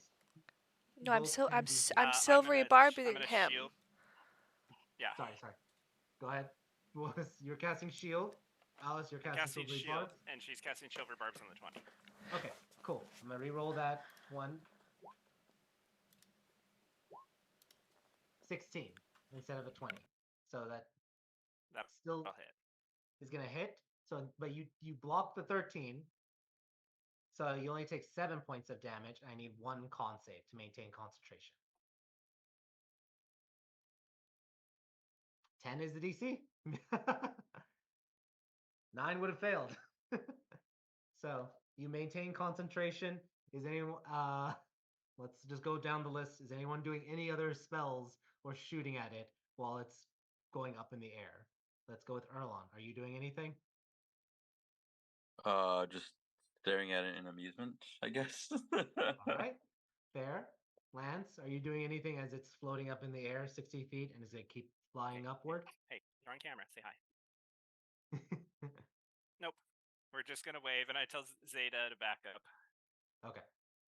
Zanny, are you doing anything as it's flying higher and higher up in the air? I'm really deciding if I want to use my other spell slot for just some insult to injury on this thing. I don't, I don't know the range on these things, but I assume it's not that crazy. So I'm just going to spend my turn moving out of its range and just go, well, bye. Bye. Bye, Felicia. All right. Chance, anything you're doing?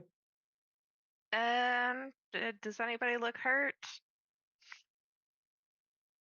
I think Nope, I'm chilling. Zanny is the I'm only at one half. that. That's it. Well, I would help you, but you just disappeared, and I can't run that far. So Yeah, I guess I'll heal myself. If you start coming this way, I'm just like, I'm okay. It's fine. I'll be fine.